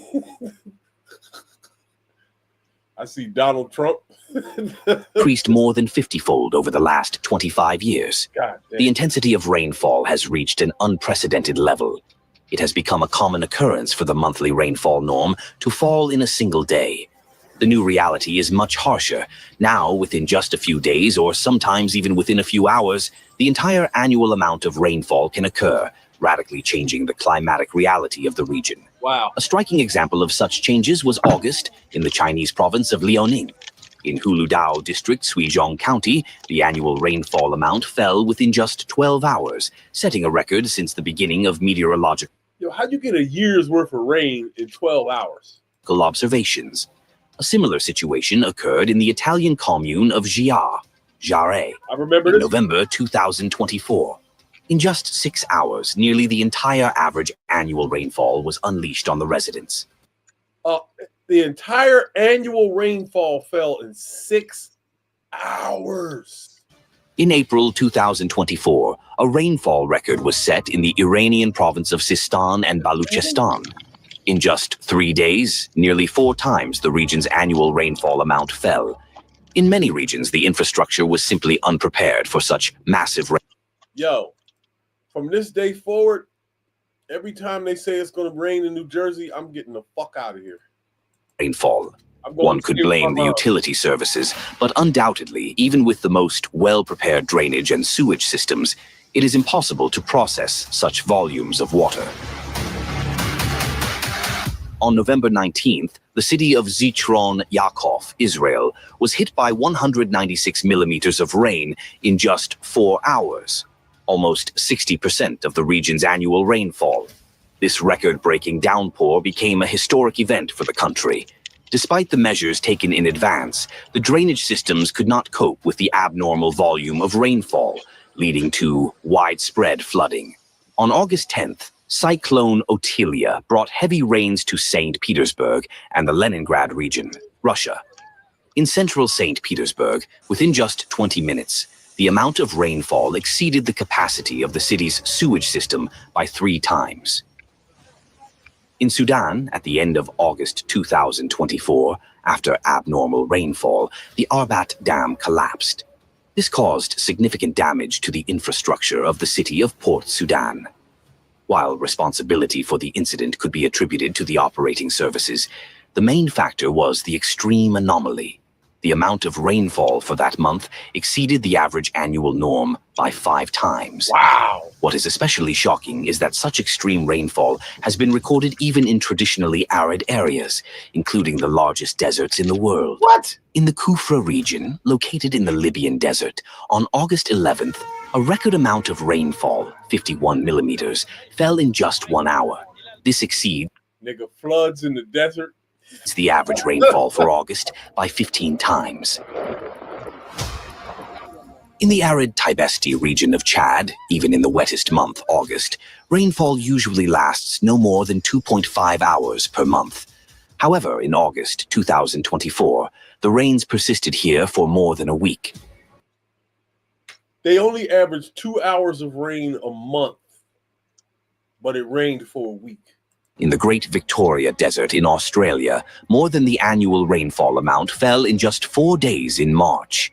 In the African Sahara, on the border between Morocco and Algeria, rainwater filled riverbeds and lakes that had remained dry for decades. In September, residents of the city of Taginit in Morocco encountered a true weather anomaly. Damn. Within a single day, about 4 times the annual rainfall amount fell. In April, the United Arab Emirates also experienced an extreme event, with 5 times the annual rainfall amount falling in just 1 day. The catastrophic consequences of such anomalously intense rainfall are inevitable. A tragic example was the flooding in Spain, where the Valencia region received more than the annual rainfall amount in just 8 hours. The storm caused widespread destruction. Wow. The city's streets were covered in tons of mud and blocked by rubble from homes and... Yo.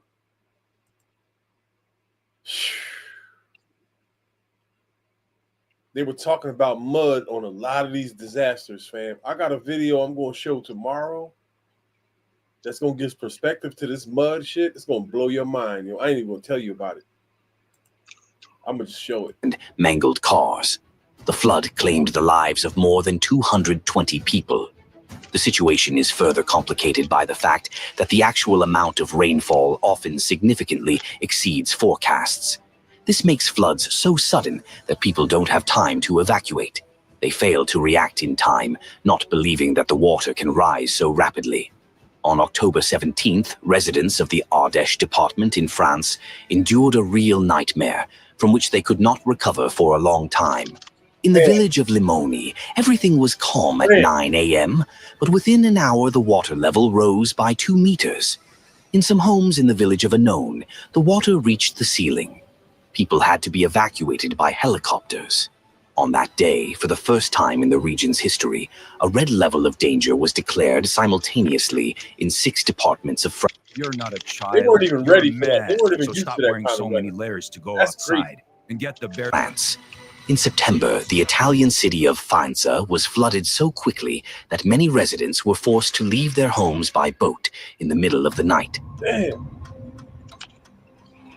Cascading effects are also observed in the case of floods.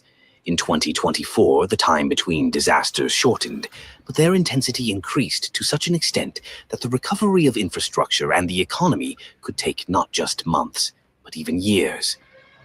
Woo! The floods in Emilia-Romagna are a clear example of this trend. September 2024 brought the region its 3rd major flooding in just 16 months. The residents of the area are in despair, having barely recovered from the deadly flood in May 2023. They were once again struck by a devastating disaster.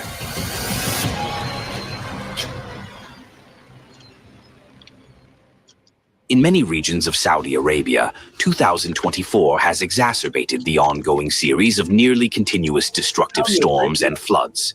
This is particularly striking given that nearly the entire country is characterized by a desert climate and is considered arid, with scarce rainfall primarily occurring in the winter.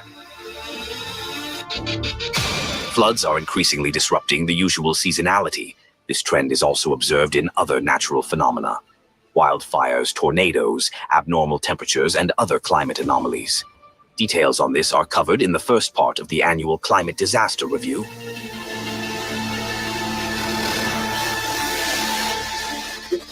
In China, floods began 2 months earlier than usual in 2024 and were significantly more powerful than in previous years. In the Pearl River Basin, 6 major floods occurred.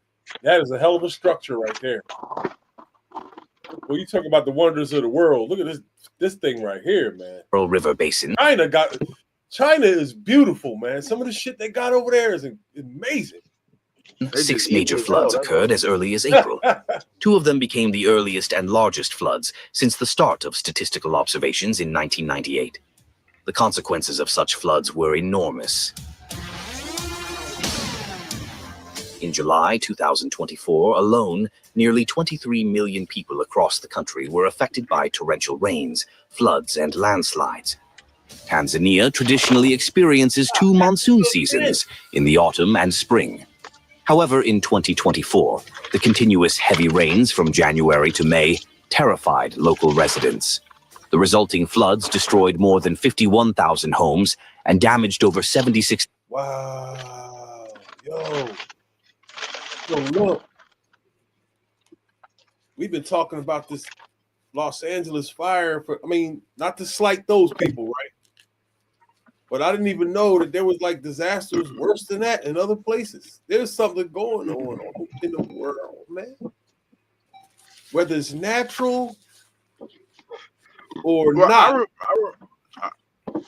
I was gonna say, I remember, like in the summertime, they was saying that, like over there in California, they was having like oceanic downpour type shit, like some shit that they was describing that it was like an ocean-sized water in the clouds, and that's how much rain. That's how much rainfall that they was getting. Like a whole ocean was being dumped on them, and that was in the summertime. You know what I'm saying? And it's just ironic that it's like now the shit is just burnt up. Like, you know what I mean? Like, whoa, man. This is crazy, man. I didn't know all this shit happened. They said 54,000 homes got destroyed. 6,005. But I don't, well, these are huts that are close together. And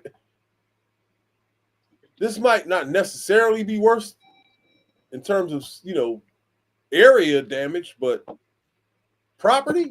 Shit. 500 hectares of agricultural land.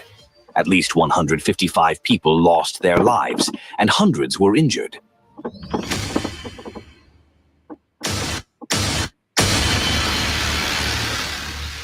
In 2024, the scale of flooding reached unprecedented levels, sometimes covering vast areas of countries.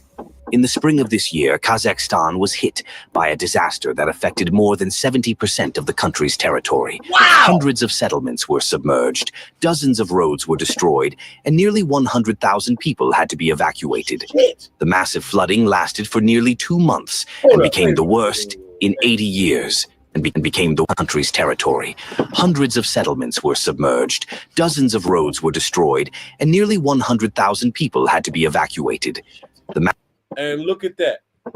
Another aerial picture of destruction. They all look the same.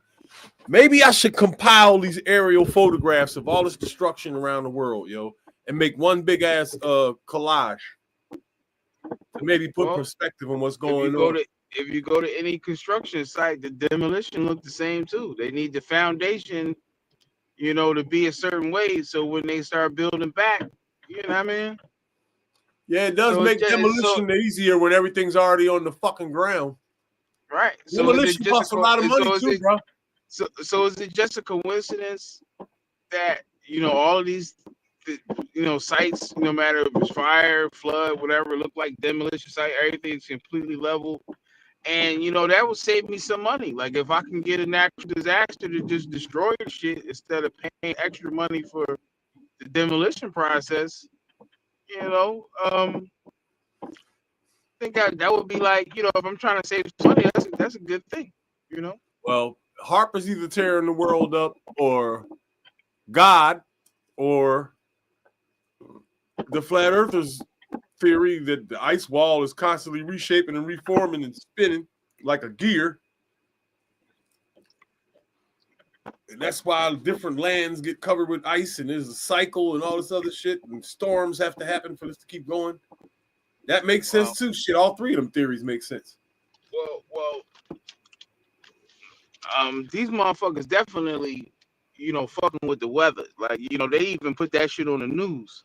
So, you know what I'm saying? That's not something to gloss over. Like, it's like if they putting shit on the news, like, hey, look, we can make it snow when we want. We can create hurricanes. We can do this, that, and third. Anytime that we see suspect shit happening, and it already looks suspect without, like, you can see how people in ancient times associated weather systems with gods, because some of the shit would be like, it seemed like, somebody's being punished. You know what I'm saying? So, like, when you got weather, like, working like Storm from fucking X-Men, and it's like you can use weather to thwart your adversaries. You know what I'm saying? Well, you don't have to be a genius to know that every church in the world is probably talking about this Cali shit right now and saying, you know what they're saying. And that's the thing. Like, you can flip it, you can twist it, make it look like prophecy. You can make it look like a shared coincidence. You can make it just look like happenstance. And when you have this ability to manipulate the weather, how long does it take for you how long does it take for you to weaponize it? You know what I'm saying? Like, I got beef with somebody. Go ahead. But I got beef with somebody, and I can make it rain frogs in your house, in your country. That's wild. Yo, you know one thing about this video? They talked about disasters literally all over the whole world, but nothing in they didn't say anything about Maui yet. Well, it's still like what, 5 minutes left? 3 minutes left? Mahana 2 just came out, and Mahana 1 came out. That gave us some predictive programming about Maui being burnt. So when part 2 came out, I said I want to see that because they probably got some bullshit in there. And then they burnt up LA before I could even watch it. So, now I definitely want to watch it. Yeah, I might do a little 30-minute documentary video just like this one, just taking all the aerial pictures of all the destruction around the world and putting them together. Like, I might even make some letters, like, with the images. You know what I mean? Like, shrink them down real small, then put them together and make some letters. You know what I'm talking about? Because they're all squares. You feel me?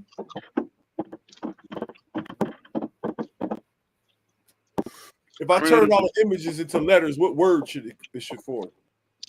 I wonder what kind of people live in these areas. All kinds. It's all over the world. It was in India, Turkmenistan, however you say that shit. Africa. Like, what is the equivalent? Is this the tourist part? Is this the hood? Is this a business district? Is it farming land? What you see in this picture right here is a city. These are cities, dog, underwater and destroyed. This is the same thing as LA. Because that makes it more significant if you're talking about something that's intentional. If these particular places that's being subdued, if they produce something, or it's like we're concentrated people, dwelling space or something. You know what I'm saying? Like, that storms too, man. That's something to consider, because it's like, man, these things might have some markings of some predicated malevolence. Like, we can steer them though. Like, they can steer a hurricane or a storm system, for that matter, anywhere that they want it to be. theoretically. You know what I'm saying? So, or they if I could have the wanted to same make it, storm system just keep going around and shit.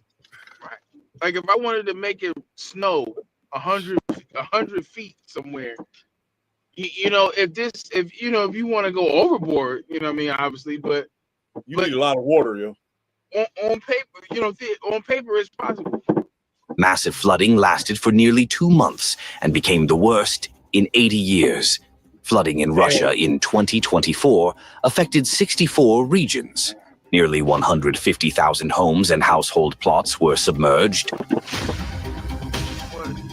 Yo, look at that aerial picture, fam. That's a city. I gotta do this, man. I gotta get these aerial pictures and turn them into a word. That is fucking crazy.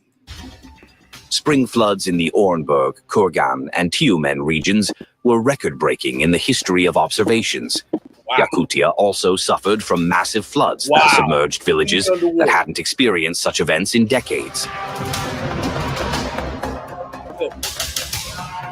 At the end of April, Brazil's southern region was hit by abnormal rains, and as a result, the state of Rio Grande do Sul was almost entirely submerged. What? What the fuck? I didn't hear about this shit. I did not hear about this. Southern region was hit by abnormal rains, and as a result, the state of Rio Grande do Sul was almost entirely submerged. It was a tragedy. 169 people lost their lives. Damn, they got a Statue of Liberty out there. Look at that. A Statue of Liberty in Brazil, dog. That is, yo, I'm learning so much just watching this video. And 800 were injured. Throughout the state, widespread flooding washed away roads, destroyed bridges, and caused numerous landslides. In the state's largest city, entire graveyards of submerged cars appeared. Over 2 million people were affected, and nearly 600,000 were forced to leave their homes. Yo, this math, right? This math is adding up to like thousands of square miles of land destroyed, populated land destroyed, thousands and thousands of people killed, thousands and thousands of people hurt, and trillions in damage. This is a global thing. This shit ain't about no Los Angeles, dog. This can't be about no Los Angeles. It's just their turn. And New Jersey is on that fucking list, man. It has to be. I told you it's about area. Like they got the city program rolling. They got the railway system. Just so happened. You breaking up now. Through these particular. Your voice was breaking up. Damn, getting froggy. Let me play out a couple more minutes of the video. Agora há pouco a gente flagrou, inclusive, o pessoal desse helicóptero. Landslides, all kinds. Yeah, something like this. See this collage of all the disasters right here? I want to take little squares like this, but make a word out of it. Just have a black background. I'm going to do that shit. There goes something from Maui. All that you have seen so far is just the beginning. Just the beginning? Look, here we go with the global warming shit. What will happen to the planet in the coming years is reflected in the report on the progression of climatic catastrophes on Earth and their catastrophic consequences. This document is publicly available and contains all the necessary information, facts, figures, and scientific studies. Anyone who wants to delve deeper into what is happening can do so on their own. The forecast is clear. In the coming year, I'm definitely going to look at that. I got to move fast. I got to get into this pop the balloon shit and then get out of here. It's late as shit. All right, let me have some fun with this pop the balloon. Here we go. I'm going to start doing these all the time now, too. Pop one of their balloons. Another one? Yes, sir. Okay. Back to the first guy. These some old heads right here. That's why I'm playing this one. These people all over 40. Of Pop the Balloon or Find Love. And we've got some beautiful that you're just oh guy. Here we go. Pop the balloon. Hello, welcome in. Thank you. What's your name? I'm Malik Excalibur. Okay, Malik, how old are you? I'm 47. And what do you do? I'm a certified master personal trainer. Okay. I'm also a host of a podcast called Live from Bedford-Stuyvesant. Mhm. I'm also a published author of The Gift and Broken Wings. And I forgot, I do a lot of things. I wear a lot of hats. Okay, what are some things you like to do for fun? I'm spontaneous. Primarily, I like to enjoy my own company. Okay. But when I do go out with my lady, we everywhere. We outside. We doing laser tag. We in the park. We can fly. I mean, we doing everything. So when I'm with my woman, it's that tall everything chick look doing good. everything. Okay, that's good to Yeah. hear. You look- Now, what are some things you do look for in a woman? They got me trembling, a little shaky, you know, my palms sweaty. But no, what I look for a woman is attitude. I love a woman that has a positive attitude. And I'm not really too judgmental about that. You know what I'm saying? I accept a person for who she is. And it's a learning process. Nice. So I like to learn about the individual I'm gonna be with. Okay. So I don't walk into no situation where I already have a predetermined idea of what I'm looking for. Okay. Who I meet, see where it goes. Now, what are some of your deal breakers? Deal breakers. I really don't have no deal breakers. Okay. Mhm. Oh no. No. Okay. What's the deal there, yo?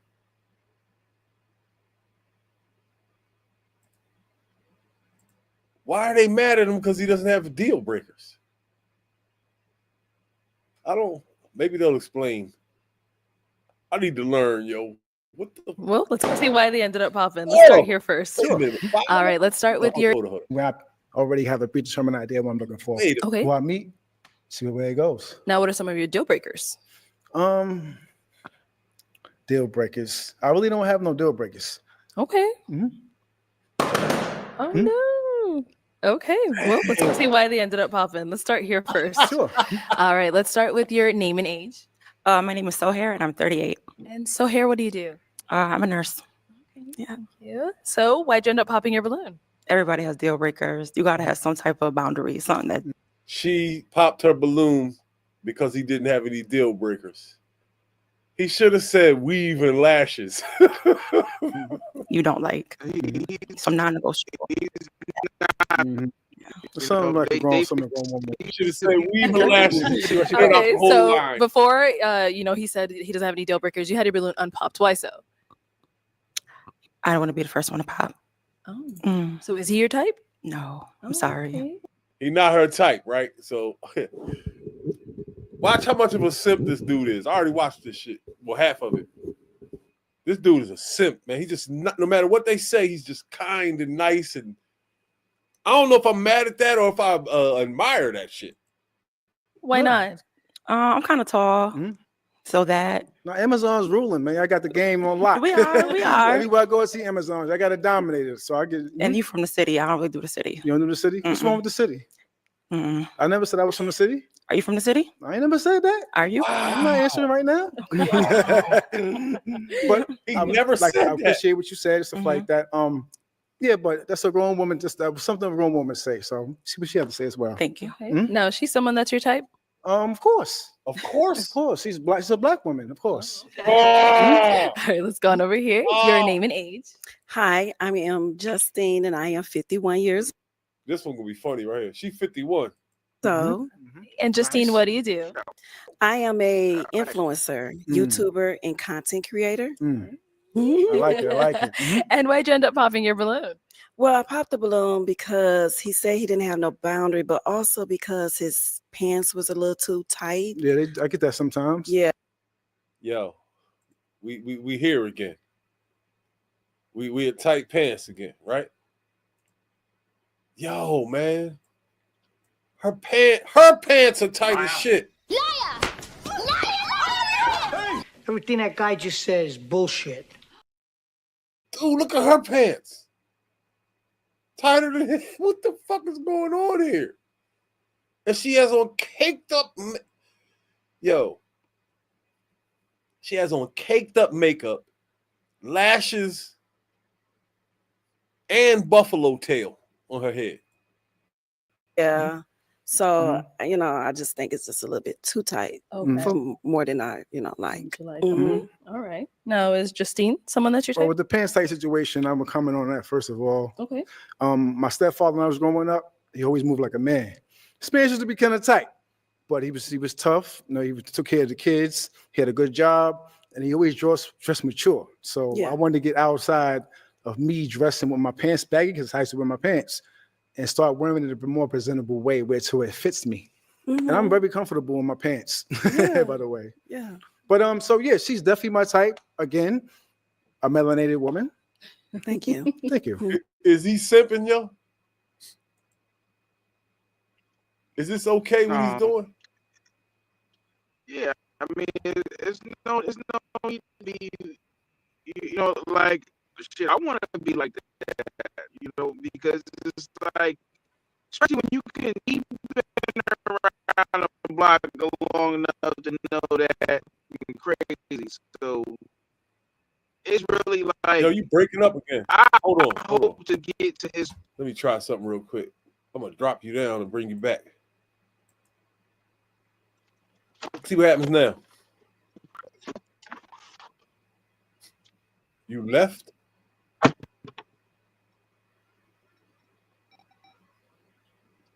All right, he stepped out for a second. Let me hit play.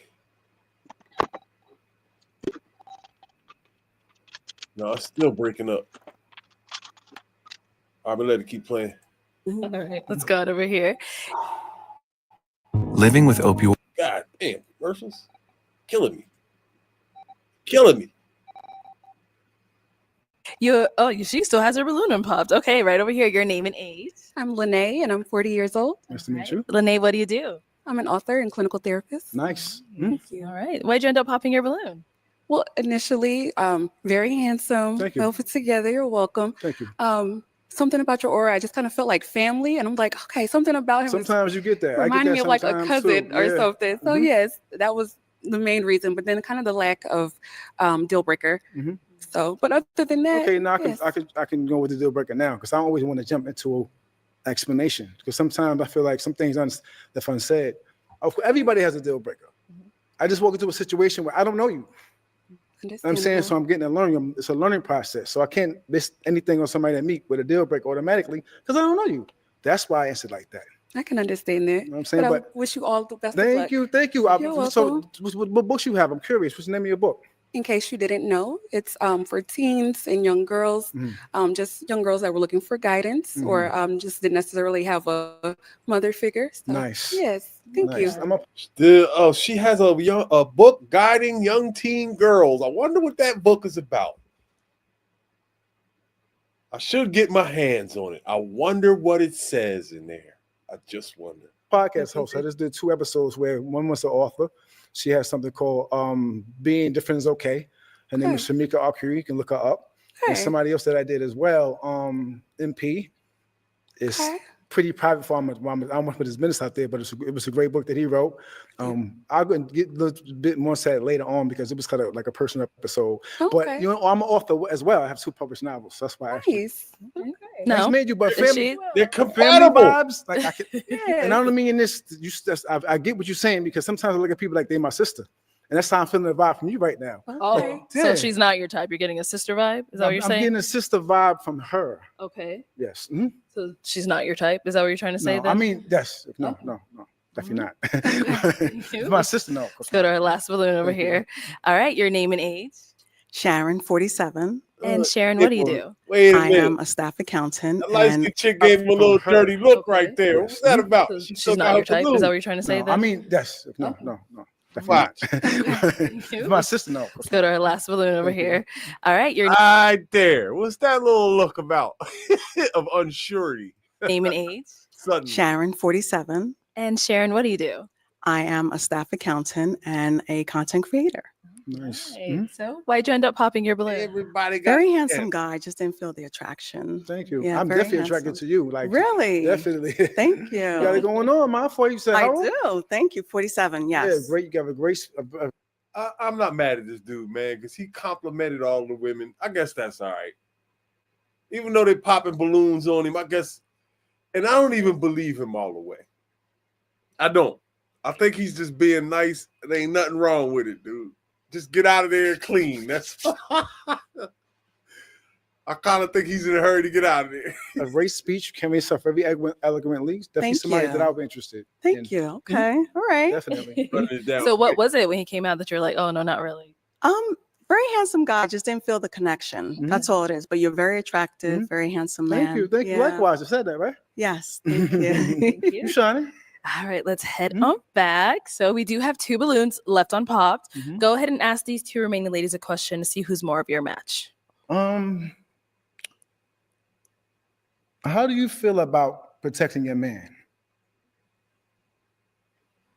Okay, let's start here. Why you pop your name and age first? Neek, and I am 40. And Neek, what do you do? I'm a professional hype woman. I don't know what that is. So to go ahead and answer his question, how do you protect your man? Is that what the question? How do you protect your man? I think that's her real hair. I'm not sure exactly how to answer that question because a man should be the protector.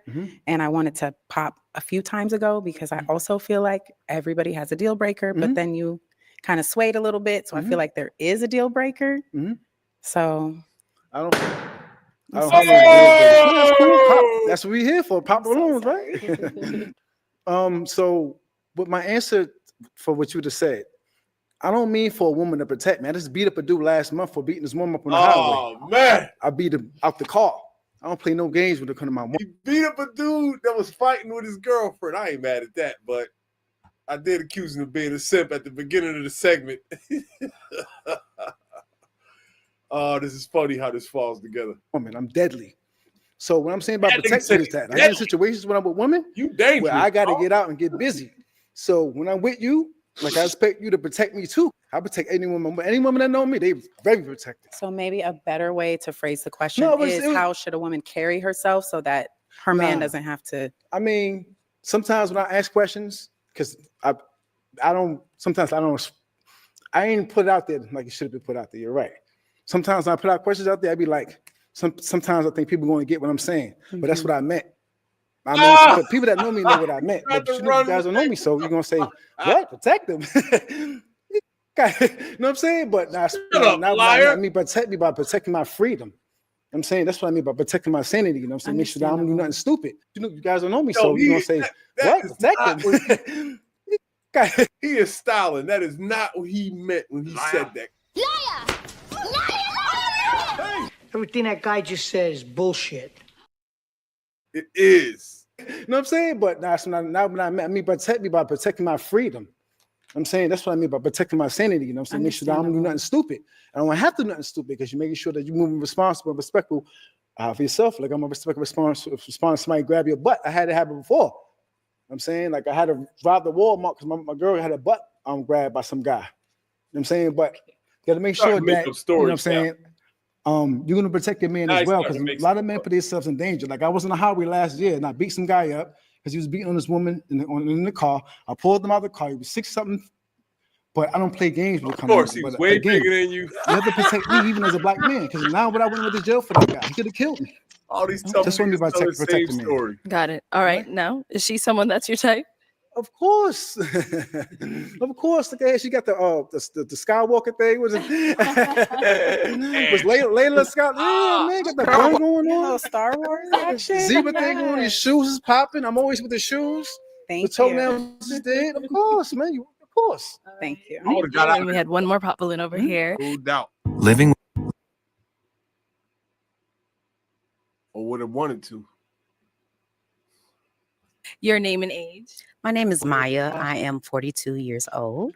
Maya, what do you do? I'm a licensed professional counselor, and I'm also a landlord, and I'm also an author. Ooh, you were busy. So why did you end up popping your balloon?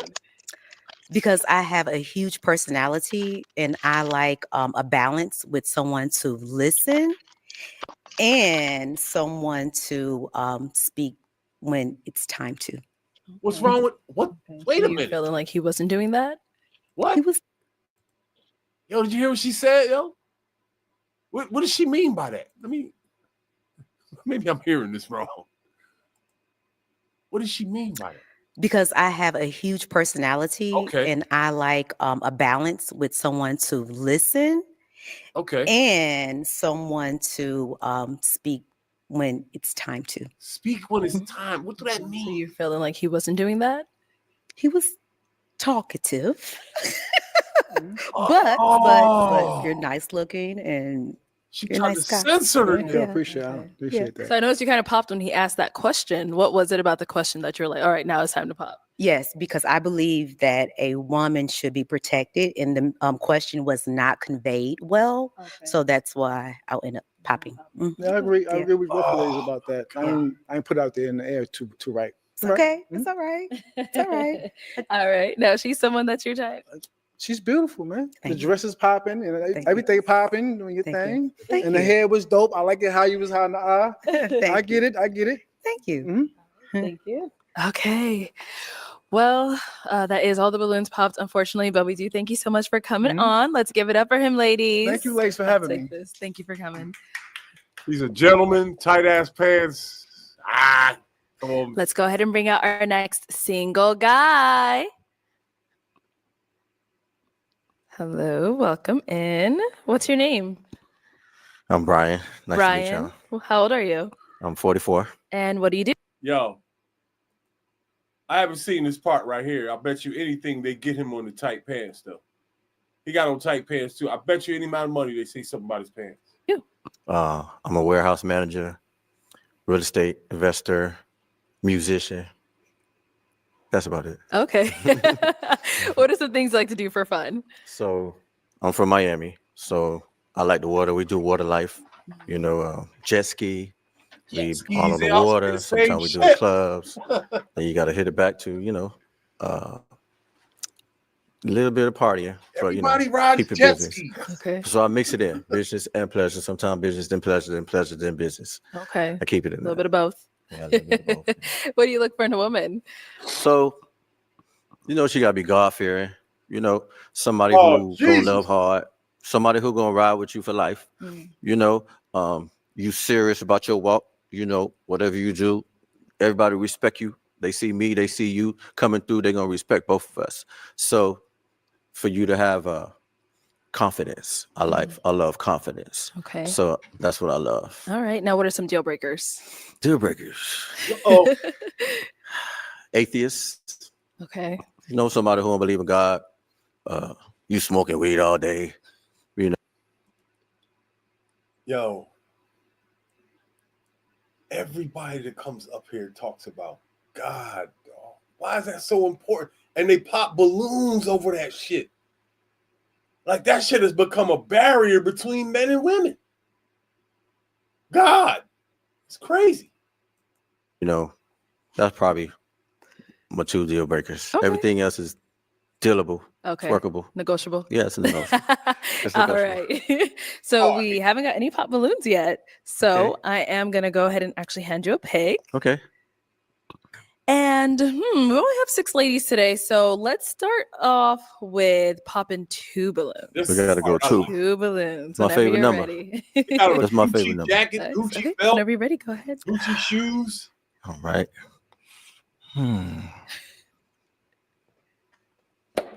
Uh-oh. How Didn't did it pop. work? Okay, one more. All right. Let's start over here first then. He went to the 2 heaviest chicks over there. He popped the 2 heaviest chick balloons, which is a common thing on this show. Very common.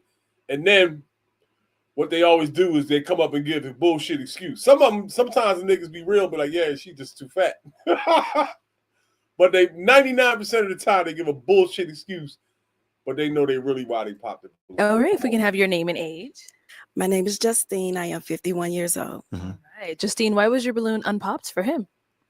I just wanted to hear more about him, but I believe I probably would have popped it anyway. Okay. Why would you have popped it? Because again, the clothes situation is a little bit too tight. Okay. A little bit too much. I told you, yo. All right. Why did Look, as soon as she said it, the camera gonna pan down his legs and show the tight ass pants. End up popping her balloon. Well, I like, it's just first Oh my appearance, probably because just a little bit, I'm not like BBL type dude. So, Oh! Oh, that's well, probably I never had a BBL. Wait okay. a minute. That ain't no BBL? All right, well, all right, yeah. There's some sisters is lumpy like that. No worries. Shit. It's okay. I assumed. Okay. No BBL. Well, thank you. Let's go over here. Big B. Okay, your name and age. Hello, I'm Lene and I'm 40. All right. Lene, why did you have your balloon unpopped? Just waiting to hear more, a little bit about him. Initially, I was going to pop just off of physical attraction, but I figured let's hear him out and Clean up. see what he had to Damage offer. But he control. popped me, which is okay. That's damage control. All right. So why did we end up popping her balloon? So I'm a kisser. Okay. And I probably thought, the braces would have like gotten away. But that's like the only way. Okay. Only reason. Do the braces get in the way? They've not been a problem so far. Okay. All right, Cool. thank you. All right, we've got 4 ladies left. Go ahead and ask these 4 ladies a question. So, first question. It might got worse. God damn. What do you think about cohabitation? Whoa. Cohabitation. Okay. We'll start here. Name and age, and what do you think about cohabitation? My name is Sohair, and I'm 38. I like my own space. So maybe like towards the end, we're about to get married, but I don't need nobody living with me off the beginning. Okay. Yeah. Like that. Yep. All right. Good answer. Let's go down here. Your name and age, and how do you feel about cohabitation? I'm Neek, and I am 40, and I have 3 roommates who don't pay rent right now. Wow. So, That ain't good. it's the way of the world. Sometimes it happens like that. So Right. I'm gonna agree with my lady over here, and until we get to a space Of course. of I still like commitment, Mhm. I'm good. Okay. Good answer. You got a good answer too. Let's go over here. Name and age, and how do you feel about cohabitation? My name is Maya. I'm 42. I don't believe in cohabitation unless I am married to the man. Okay. Okay. Yeah. Good answer. I like that. Your name and age, and how do you feel about cohabitation? My name is Sharon. I am 47 years old, and I have to agree with Maya. I do not believe in it unless we are married. Okay. Yeah. Good answer. Thank you. You guys all gave the good answers. Those are good answers. All right. He still got So 3 let's go balloons. ahead and have you pop one of their balloons. Oh. Another one. Yes, Hard sir. part. Yeah. I'll probably go over here. Went to the heaviest chick Right. again. So why was your balloon unpopped for him? Just want to hear him out Okay. and hear more. Okay. Yeah. So he's someone that's your type? With the club, probably not. Probably not. Inside a little more. I'm a don't homebody, like this. definitely. I don't Yeah. like No worries. I don't mix the church and the club. Yeah. You had that balloon for a long time. He is your type. So why did we end up popping her I balloon? think, yo, Just to she had the balloon for like 10 minutes, and then she gonna say he. Liar. Everything that guy just said is bullshit. Yo, they all 3 of the heavy chicks said the same shit. respond to that, they do have Christian clubs. Oh, okay. Didn't know that. Right. Miami? Yes. Gotta Okay. come to Miami. All right. Gotta come to Miami. All right. Come to Miami. So it just brought back memories. Like my ex used to like wear red all the time. Oh. Like, and I'm like, dang, like, and the ex was like Oh, he lost a the bad license. memory, and you don't want to have no memories of the bad ex, Oh, no, but she it's didn't pop just hers. the color, Somebody else like, did. like I don't know, like even, So your new girl can never wear Oh! red. yeah, she can wear red, but not all the time, I That's wear just red what all it the was. time. There's still some trauma there. It's okay. Okay. Yeah. Yeah, it's okay. Sorry to hear that. Yeah. sir. That is hilarious. Sorry to hear that, sir. It's all good. Let's go I gotta over be here. honest. We got a pop balloon. Why did we end up popping our balloon? I love red. As you can tell, I love red. So unfortunately, I don't want to traumatize you. As you can tell, you're wearing all black. How can we tell you love? and red, because red is definitely a color that I love. Okay. So I No do worries. apologize for that. But you are Actu- very handsome. Thank you. You're Actually, very black is welcome. my favorite color. Oh, really? Yeah. Okay. No. Noted. Yeah. Zebra is Cool, your no Red is worries. definitely, yeah, I love red. Okay. So is she someone that's your type? Yeah, she would. Yeah, she'll look like a wifey. Thank you. Oh, Yeah, wow. probably married. Thank Yeah. you very much. Very much Yeah. appreciate that. Thank you. And I'm back. Take her home and get it over with. Okay, and we did get a pop. It was you, right? Okay, I'm like, where were we? So why'd you end up popping your balloon? It was the red. I love red. Everybody I love red. Everybody So love I red. red. Oh my gosh. So if Okay. I wear red, I don't want you thinking, you know, of somebody in the past. Oh, Past is in the past. We moved on. Okay. So, I'm No sorry, worries. friend. All right. So before that, you did have it unpopped. Why so? I just want to hear what he was talking about. Yeah, that's it. So is he your type? Kinda. The pants a little tight, but we can go shopping. I can get with the pants. Okay, we can get it So together. you can change that. But yeah. We get it together. Now, is she someone that you'd approach? Is she your Yeah, type? she would. I like her height. You know, I like Thank you. people with that's my height. Yeah. She could pass. She could get it. So we do still have one unpopped balloon. Let's head on over there. Any questions for each other? Do you have any questions for me? You have kids? I have 3 roommates who do not pay rent. Oh, those were the Those are the kids. roommates. Those are the roommates. Okay. So what do you think about marriage? Whoa. Did you hear that, yo? Yo, did you hear that? She was lying the whole time. Was that deceptive or is that is that slang or something?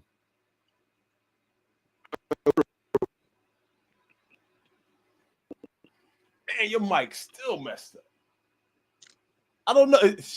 Earlier she said she had 3 roommates that don't pay rent. That might be slang for having kids. I don't know.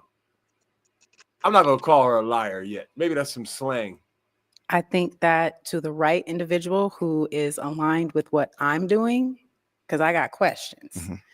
it's going to happen one day. One day. Okay. I got the same thoughts. It's gonna happen one day. Get her, dummy. Just gotta pray. And just leave. Let it happen one day. Yeah, you're beautiful. I thank you. You are. I'm glad you noticed. She is nice. You ever been to Miami? I have family in Miami. You like it? I love Miami. Oh, Okay. there it goes. I think you should come back. The match. Is that a question? That's the next question. I think he's inviting you over to Miami. That's what it sounds like. Come on over to Miami. Would you like coming to Miami with me I would sometime? like to come to Miami. Do I still get to come if I pop? Okay. Whoa! Wait,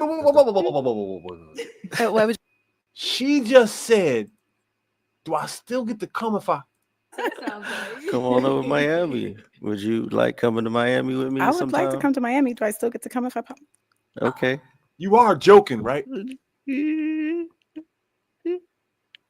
Why would you want to pop?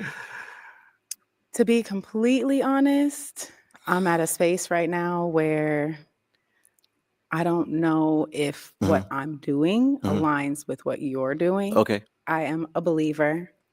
I'm extremely spiritual, but I be outside. Okay. Oh! You be outside. Oh! And Yeah. the clubs that I go to aren't always Christian. Yeah. Whoa! Yeah. Hey, you know what? You know what? I was about to go with her, but I'm not. But I'm not. I respect that shit. I respect that she kept it a buck. She kept it a buck. I respect that shit. For 1.5 seconds, I was mad. Not anymore. Nope. She's all right. I'll be outside too. I'll be outside. You know. Yeah. I think we got that in common. We both be outside. Yeah. But like I said, I mix it up. You know, I'm not too heavy on this side or too heavy on that side. I'm spontaneous. Yeah, I'm spontaneous. Yeah. That's cool. I like that.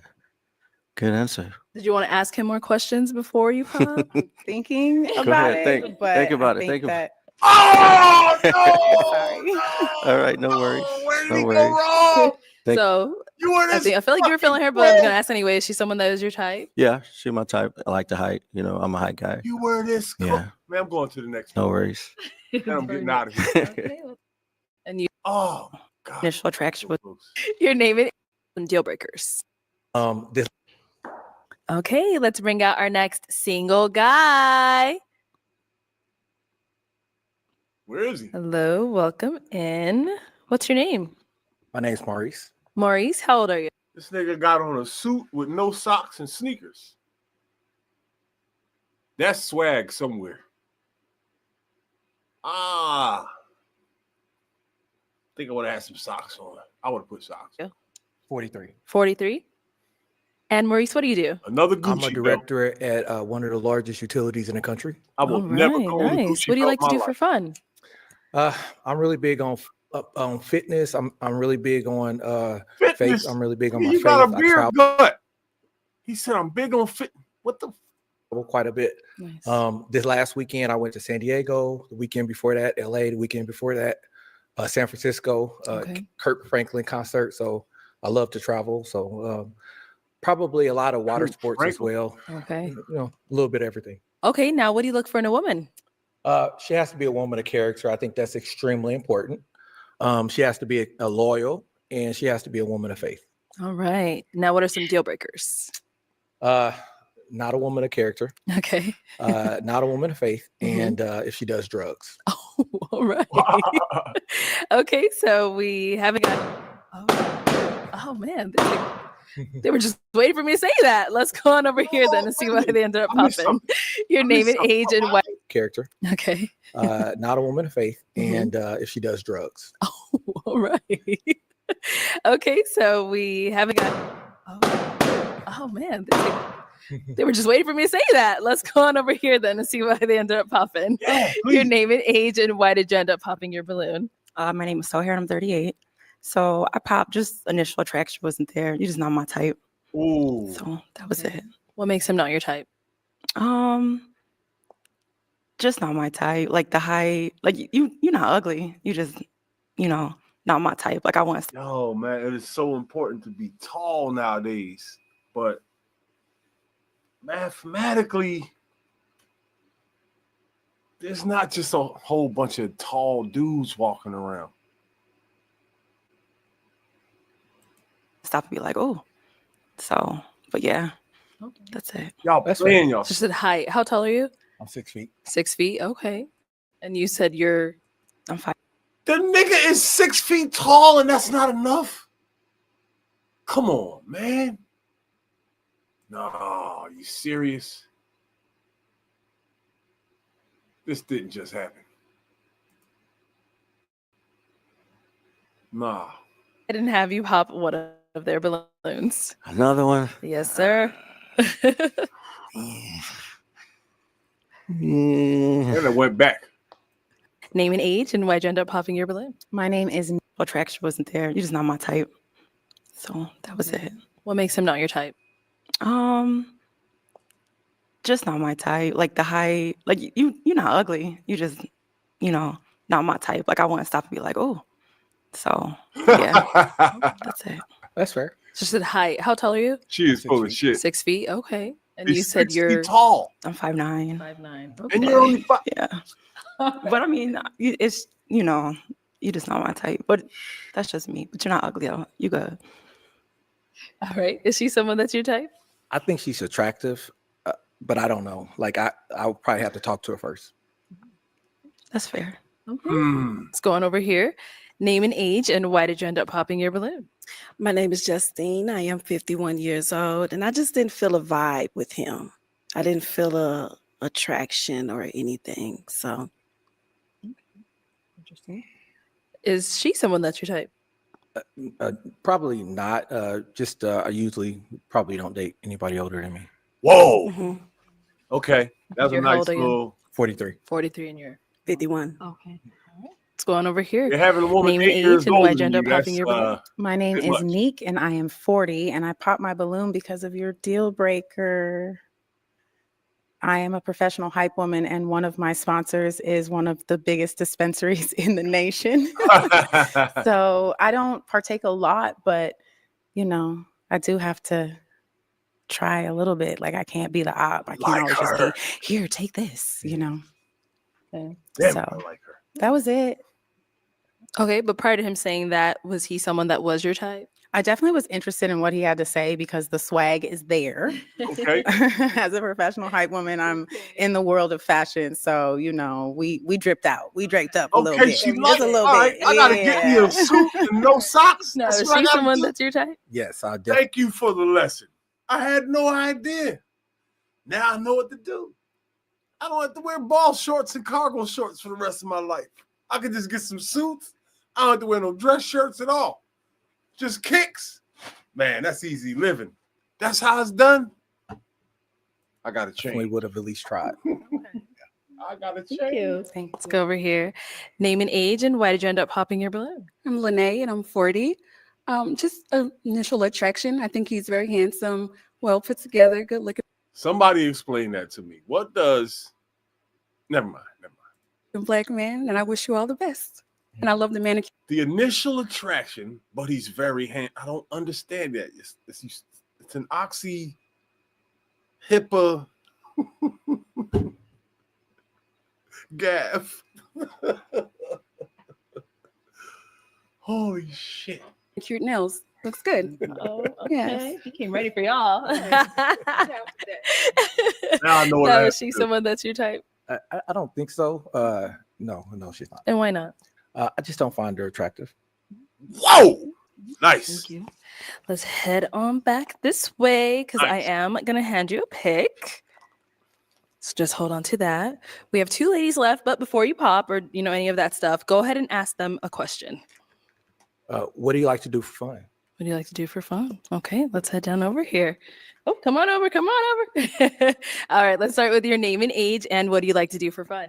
My name is Maya. I'm 42. What I like to do for fun? I like to travel. I like to look up properties. I love investment real estate. And I call that fun and have good conversations, intellectual conversations. Yeah. Okay. Good. Yeah. All right, let's go here. Name and age and what do you like to do for fun? My name is Sharon. I am 47 years old. I actually enjoy quality time with my family. I'm very family oriented. I'm also a content creator. So I do enjoy creating content, influencing women. And I also do love to travel. I'm very close with my family. So I do travel with my family to Europe once a year. Wow. And I love to shop. She's uppity. Yes. She's uppity. Yes, we do. All right, ladies, any questions for him? What is your faith? What is your denomination? I'm a Christian, non-denominational.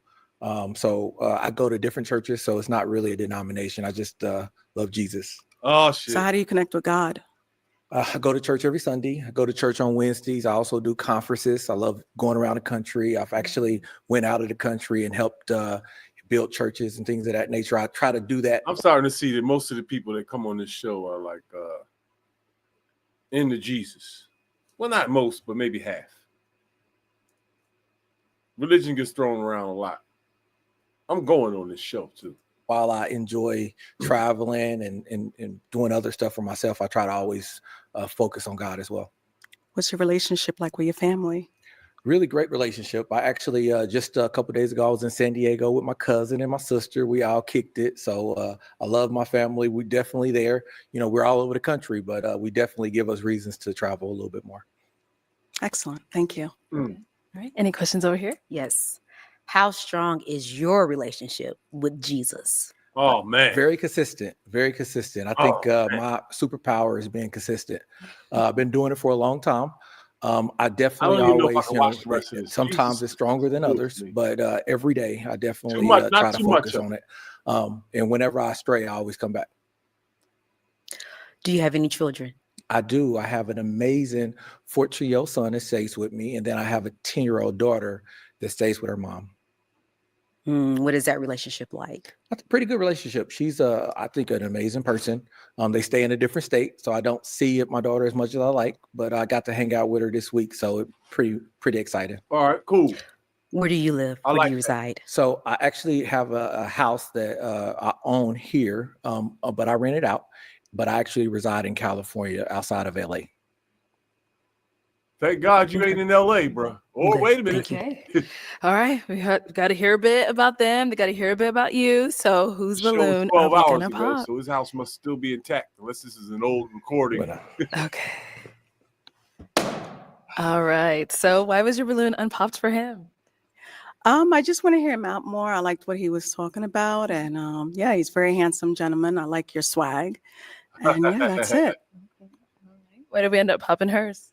The content creator portion. I mean, definitely it could be okay, Okay. but I definitely typically steer away from entertainers. And while I didn't know more information, Yeah, I'm a fashion content different. creator. I like to Yes. inspire Sorry, I didn't women know that. to be in touch with their feminine energy. Thank you. Yes. We got a gynocrat up here. We got a Cynthia G, a queen maker up here on trying to meet men. You don't already want to. Shut up, lady. Shut up. For real. We know what that means, man. Nobody's stupid.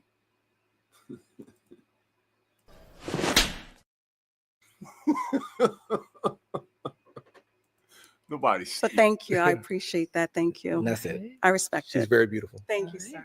Okay, let me bring you on up here with us. Come on up. Come on up. All right, y'all. So, any final question between the two of you before we determine if this is a match? If you don't have one, it's okay. I can't think of one right now. Okay. Good. For yourself, any questions? No, I don't. All right. Well, then my final question, is it a yes for Find you me for a him? connection. Sure. All right. Right. And is it a yes for you for her? No, it's not. Oh, Why? why is it a no? I don't really date people older than me. I'm not older than you. Well, 42, right? Yeah. Yeah, I don't date people my age. Oh, okay. Yeah. Okay. Oh, Wow. Sorry. You're good. But you're very beautiful. Thank you. He took her through all of that. I was on this guy's side for a minute, man. But man, fuck you. You took that sister through all of that, got her to the final moment, and then, man, you a piece of shit. Her host was all over. Oh, she probably thought she was about to go out on a banging date. You smiling while you doing the shit too? All right, thank you. You can head on back.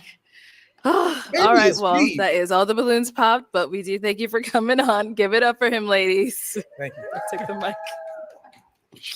I'm mad, man. Now, friend. All right, let's bring out our next single guy. This is it. I'm out of here after this. Hello, welcome in. What's your name? Hey, my name is Ty. Ty, how doing, old are ladies? you? 41. 41, okay. And Ty, what do you do? I'm in the real estate. I'm a DJ, barber, life coach, credit repair. I do a few things. Okay.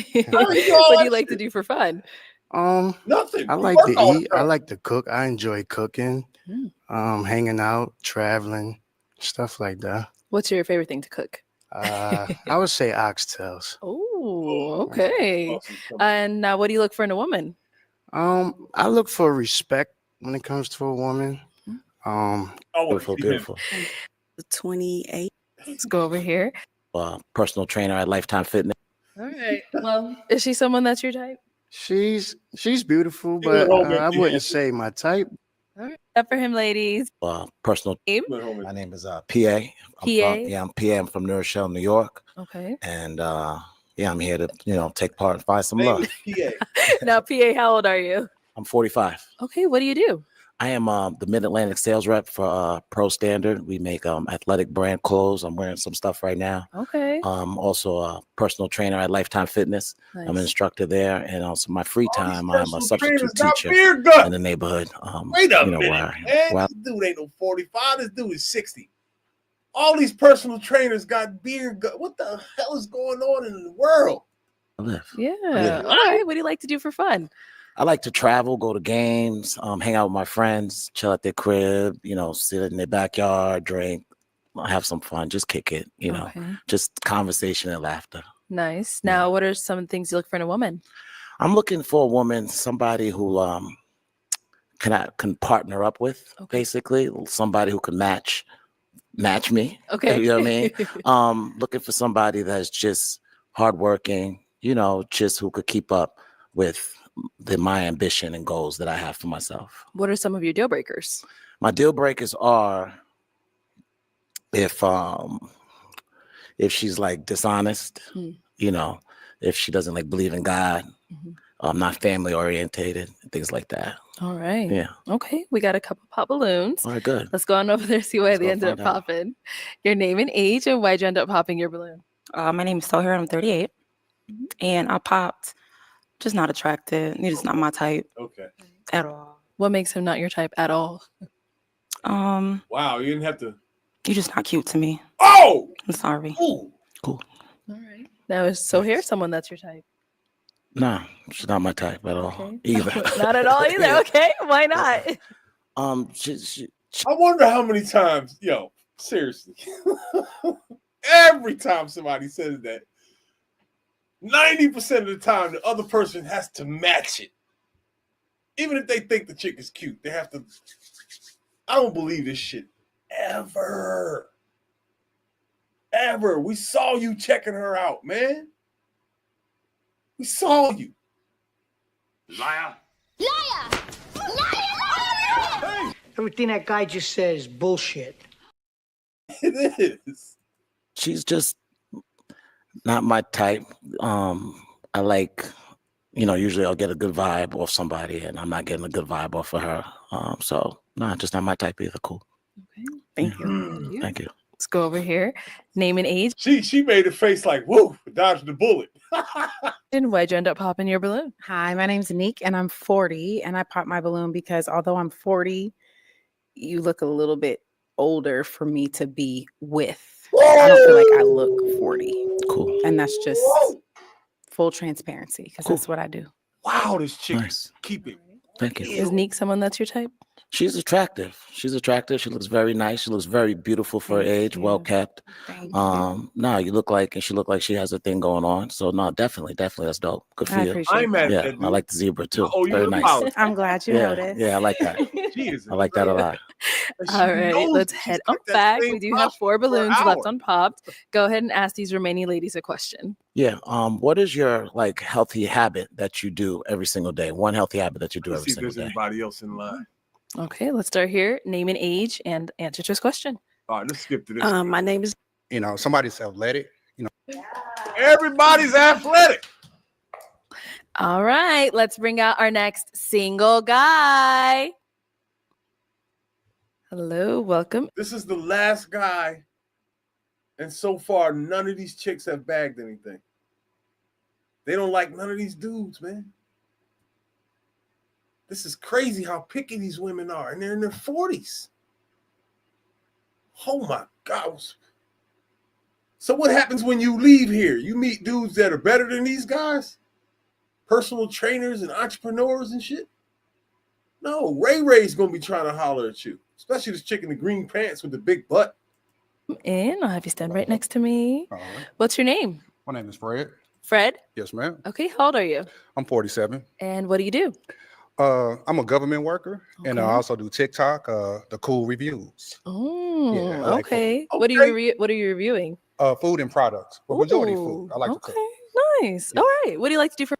Bruh, I'm not gonna roast you because the arms is real short on your sweater, because all mines fit me like that too, man. I know your pain, bro. I know your pain. My arms are dumb long too, and there's nothing we can do about it. Because if we do buy a shirt with the arms long enough, it's gonna be a 6X for some fat motherfucker. It's just how it goes. I empathize with you, brother. For fun. I like to go hiking.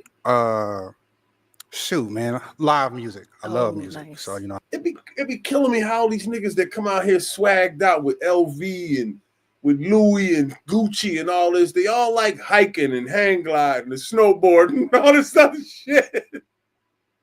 These people on here are so full of shit. God, nigga, you ain't never been on a snowboard in your life. I like to do that. Okay. Comedy shows. Just whatever come to mind. You like 6'5". This nigga play ball every day, man. Get out of here. You a basketball player. All right. Yeah. And what do you look for in a woman? Somebody sweet. Okay. Somebody soft. Somebody's athletic. You know what I'm saying? Because I do like to, do athletic type of things. Okay. Here's another athletic dude with dad bod. Another one with a beer gut. This dude does not have a six pack, even though he's not fat. That is still dad bod. Just somebody that's a good vibe. Nice. Yeah, and sure. what are some of your deal breakers? Deal breakers are cigarette smokes. Like I can't Mine do too. cigarette smokers. A liar, can't do those either. Okay. Nah. And you know what I'm saying? Like, I don't know. I gotta figure it out as I go. Okay. But cigarette smokers and liars are for sure. For sure. All right. So we haven't got any pop balloons yet. Okay. So let me hand you a pick. There you go. And I am going to have you pop 2 balloons. Oh, man. I know. Whenever you're ready. All right. I'm gonna pop yours. And This nigga said, oh man, like it was a hard decision, but started stepping immediately. Let's watch it again. He gonna say, oh man, like it's a tough decision, but he started walking immediately. This shit is hilarious. oh man. I know. Whenever you're ready. All right. I'm gonna pop yours. Fat. And I'll pop yours. Oh! All right. Let's start here first then. All right. Let's start with your name and age. And why did you have your balloon unpopped? Well, I wanted to hear more what he had to say. Seems a little interesting. Yeah, so that's all. I was just wondering what more he had to say. Okay. All right. Why do we end up popping her balloon? I like women like my coffee, like it dark. Okay. So yeah. He did pop the 2. I'm sorry. The Red Bones took an L from a dark-skinned nigga? This is confusing. Hey, the world is changing. The world is changing. What do I know? I don't know shit. That's okay. All right. Yes, Let's go over ma'am. here. Oh, somebody didn't like that little colorism shit. Was it one of these brown skin chicks that felt a little empathy for the sympathy for the light skin chicks? Wow. Your name and age, and why was your balloon unpopped? Hi, I'm Neek. I'm 40, and he was checking a lot of the boxes. So height, very clean. I smelled him before he even came around the corner. So I would get this woman on the show, yo. I like her. trying to see what he was talking about. I wanted to give him a chance, but and he got the pretty crest whites. Thank you. I appreciate it. All right. So I think you mentioned over there, she might just be, you say you like him a little darker, right? Is that what it was here? This is a new one here. She actually liked this dude a lot. And he popped her balloon. You fucked up, man. You would have had her. Chocolate daughters, so I kind of want to keep it chocolate. Okay. Damn, this nigga's a colorist. And we got a pop balloon over there. Let's go over here. Name and age, and why did you end up popping your balloon? My name is Maya. I am 42. I popped my balloon because I don't know if I'm soft. He said he likes women that are soft, and he likes darker women. He likes women that are soft. Wait till he talks to the chick at the end. I don't think that balloon is going to last too much longer. This is the last guy, too. Yeah. Women. I don't know what on the spectrum I am, so I wasn't sure about that. But the other 2, I don't think I'm soft. Oh yeah, I can tell. Oh. Yeah, I could feel it through. I could feel the energy. So yeah, I feel it. Yeah. It's okay. Yeah, it's all right. Oh yeah. Yeah, handsome. Thank you. Yeah. Now, is she someone that's your type? Oh yeah, she's a good looking woman. Thank but you could kind of just hear it in the voice. I ain't soft, like Yeah. I gotta have that soft. It's a pause. Yeah. We both can't be hard. Right. So I think I'm soft when I need to be. Okay.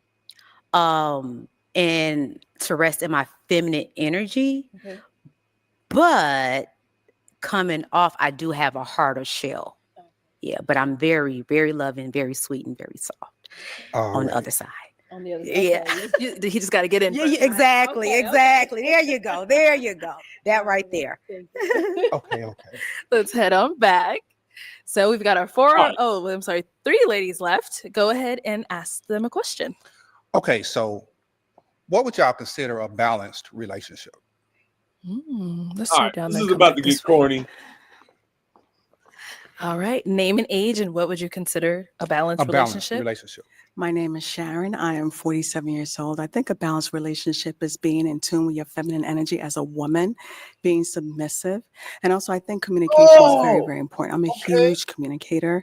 I think that we need to take time, if there's any problems or any issues, that we take time to actually communicate about that. And I think that's really it. Yeah. He might not be a gynocrat. I might have been wrong. And I'm wrong often watching this. I can respect that. I like that. Thank you very much. Mhm. Name and age and answer to his question. Righty, I'm Lene. I'm 40 years old.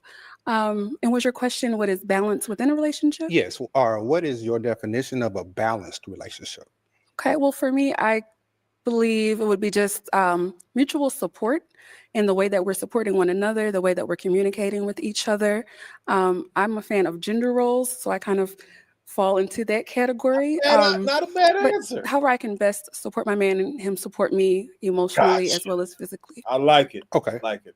Not Sounds a bad good. answer. And over here, name and age, and what is a balanced relationship to you? Yes, ma'am. Come on, commercials. This guy's a little bit too nice for me, too. He's a little bit too nice. The first guy was. My name is Tori. I'm 38. So I would say balance. You both equally contribute, whether it's emotionally, physically. You both have contribute your time. I want to speak on financially. I think it's a dead horse. People beat too much. But being there for each other. Relationships are hard. So it's a give and take. You both have to push and pull equally. Yeah. Hey, relationships ain't got to be hard though. If y'all both align, it can really be easy. Yeah. I mean, you gotta think about it. It's easy being friends with your best friend, right? So it could be even easier being friends with your man. I think your man should be your best friend. Absolutely. You know what I mean? But relationships are hard. There's temptations. There's y'all don't agree all the time. They're not that You're hard. gonna People make them want to hard. make it work, but they're not Yeah. peaches and cream all the time. So, when I say they're hard, they're not hard all the time, but there's highs and I there's hate when people have this defeatist attitude, like they're almost they're going into relationships assuming and just knowing something's going to get rocky and wrong. And that's why it happens, because these young people will never be able to figure this out. If they haven't figured it out by now, they never will. So Yeah, as long as the highs are higher than the low. Yeah. I like my Absolutely. cake and be able to eat it. Hello. You know what I'm saying? All right. So I am going to have you pop one balloon whenever you're ready. This is going to be curious. I know, the hard part. Oh, wow. He had his mind made up. Okay. Sorry. All right. So why was your balloon unpopped for him? Well spoken, well dressed, handsome black man. Yes. Thank you. You're welcome. Why did we end up popping her balloon? I really just have a high physical attraction. Okay. And I'm kind of not a big fan of makeup. And it seems like you got quite a bit on. Oh. Yes, ma'am. Yes. But you look lovely. Thank you. Uh-huh. Thank you. Okay. I would've Go done ahead and that ask too. our two remaining ladies another question. All right, so say we in a club and back that ass up, come up. What y'all gonna do? Let's go. All right. What you doing, girl? Like we in the club together? We in a club together and back that ass up. Exactly come what the on. song says. Oh, I like All her. right. I like that. Okay, let's go down. I like her. All right, you're looking scared. What you doing when the song comes on? I will not be backing it up. I will back it up for you, but that's it. Go ahead. Hey, that's what it is. Whoa. See. Wow. I just saw what happened right here. Ooh. She tried to be the mature one real quick, right? And be her bossy self like she's been through this whole show. But she really dug the dude. But she thought that was going to work on him. And when she saw him aiming his thing, she pulled her balloon back. She didn't want him to pop it. And then when she realized it was going to get popped, she gathered herself really quickly to try to make it look like it didn't really matter. And then put the balloon out there. Woo! Your face is cracked right now. Oh, boy. What a way to finish off the show. Ain't no secret who he's going with now. back it up. That's what it is. I'm not backing Yeah. it up like that. I'm not in Nah. the clubs. No, I need my lady to be able to back it up. All right then. And the reason No why I ask, I fact. like a woman that just gonna be spontaneous and just go out there and get it. Spontaneous, I am, but not Yeah. backing it up You like gotta that. back that Yeah, ass up. maybe in the bedroom, but not in the club. Okay. I like that. Okay. Thank you. That's the way I do it. I carry myself with class, honey. Oh yeah, no doubt, no Yeah, doubt. I like a little clatchet. Yeah, I don't like to give. know what I'm saying? A I little don't. class, I a don't need little to give a ratchet. show. Yeah, a little ratchet in the class. corner, in the dark, maybe, but in the bedroom, preferably not in the club. I'm not a club person. Okay, I get out. In the every club, now and then. It's too. Shut up. Your balloon is popped. in the bedroom, you will not be disappointed, but in the club, yeah, no, we're not doing that. Oh, Is he someone that's your type? He's very handsome. Yes, tall, dark, and handsome. Very handsome. Thank you. Yes. No, I know she Oh, ain't yeah, she's backing it attractive up, for but sure. she's someone that's your type. Oh yeah. Thank For you. sure. Thank All you. right, thank you. Let's head back to our unpopped balloon. Any questions over here between the two of you? What's your top 2 love languages? Food. I mean, it should be a love language. I know. That's it not a ain't. love language. Oh, physical touch and acts of kindness. Okay. So mine are physical touch and quality time. So we could be up there. Yeah. I feel you. I feel you. Oh, so I need to answer that question. Let's go this way. Let's see if we got any more. I'll have you scoot that way. Let me bring you on up here with me. Let's keep going, keep going, keep going, keep going, keep going. Okay, so you asked him either one. If you guys have a final question, if you don't have one, that's fine. Like to travel? Yeah, I like to travel. Have you been out the country? Yes, I have. I was in the Navy. I like so my I've been to face, some man, even places. though it's made up. Okay. Yeah. All right. You got kids? I do. How many kids you got? I have one. You been married before? I have not. Sorry. That's a deal breaker. I mean, how old are you? 38. Yeah, 38. Never been married. Got kids. That's a deal breaker. I don't like quitters. I like what she did though. I'm kind of feeling that. It was kind of ratchet, but I ain't mad at it. She knew that needle was coming. She said, "Fuck that shit." I think both of them was kind of iffy anyway. I think they liked each other a little bit. You know what I mean? It wasn't no real. All right, that's pop the balloon. I got to get out of here. Patrice Cullors' house burned to the ground. Joe Biden is a liar. California is on fire. I'm going to get into more of that more. But last but not least, Derrick Chauvin might be coming home. And when he does, all hell is going to break loose. But until then, let me get out of here with the outro. I'm much, much higher than I should be and up much later than I should have been. Deuces. You're a dragon. Dragon. You have dragon's blood in your veins. Be a dragon. You don't awake the dragon, do you? I am a dragon. The world hasn't seen a dragon in centuries. We're all liars here. The dragon. There is only one God, and his name is death. And there is only one thing we say to death. Not today. Dragon, dragon. Dragon, dragon. Dragon, dragon. The dragon. Dragon. Dragon, dragon. Dragon, dragon. Dragon. Dragon, dragon. The dragon. Be a dragon. Dragon. Dragon. The dragon. Dragon. I'm a vile man. I confess it. I am the dragon. Listen. What is this brief mortal life? Dragon. If not the pursuit of legacy. Dragon. Can't we get along? No, nobody gets along. Everybody sucks. Not blacks and whites, every fucking body. I hate everybody and everything about every fucking body. It is not. Those people are scumbags. What are you laughing about? You're scumbags.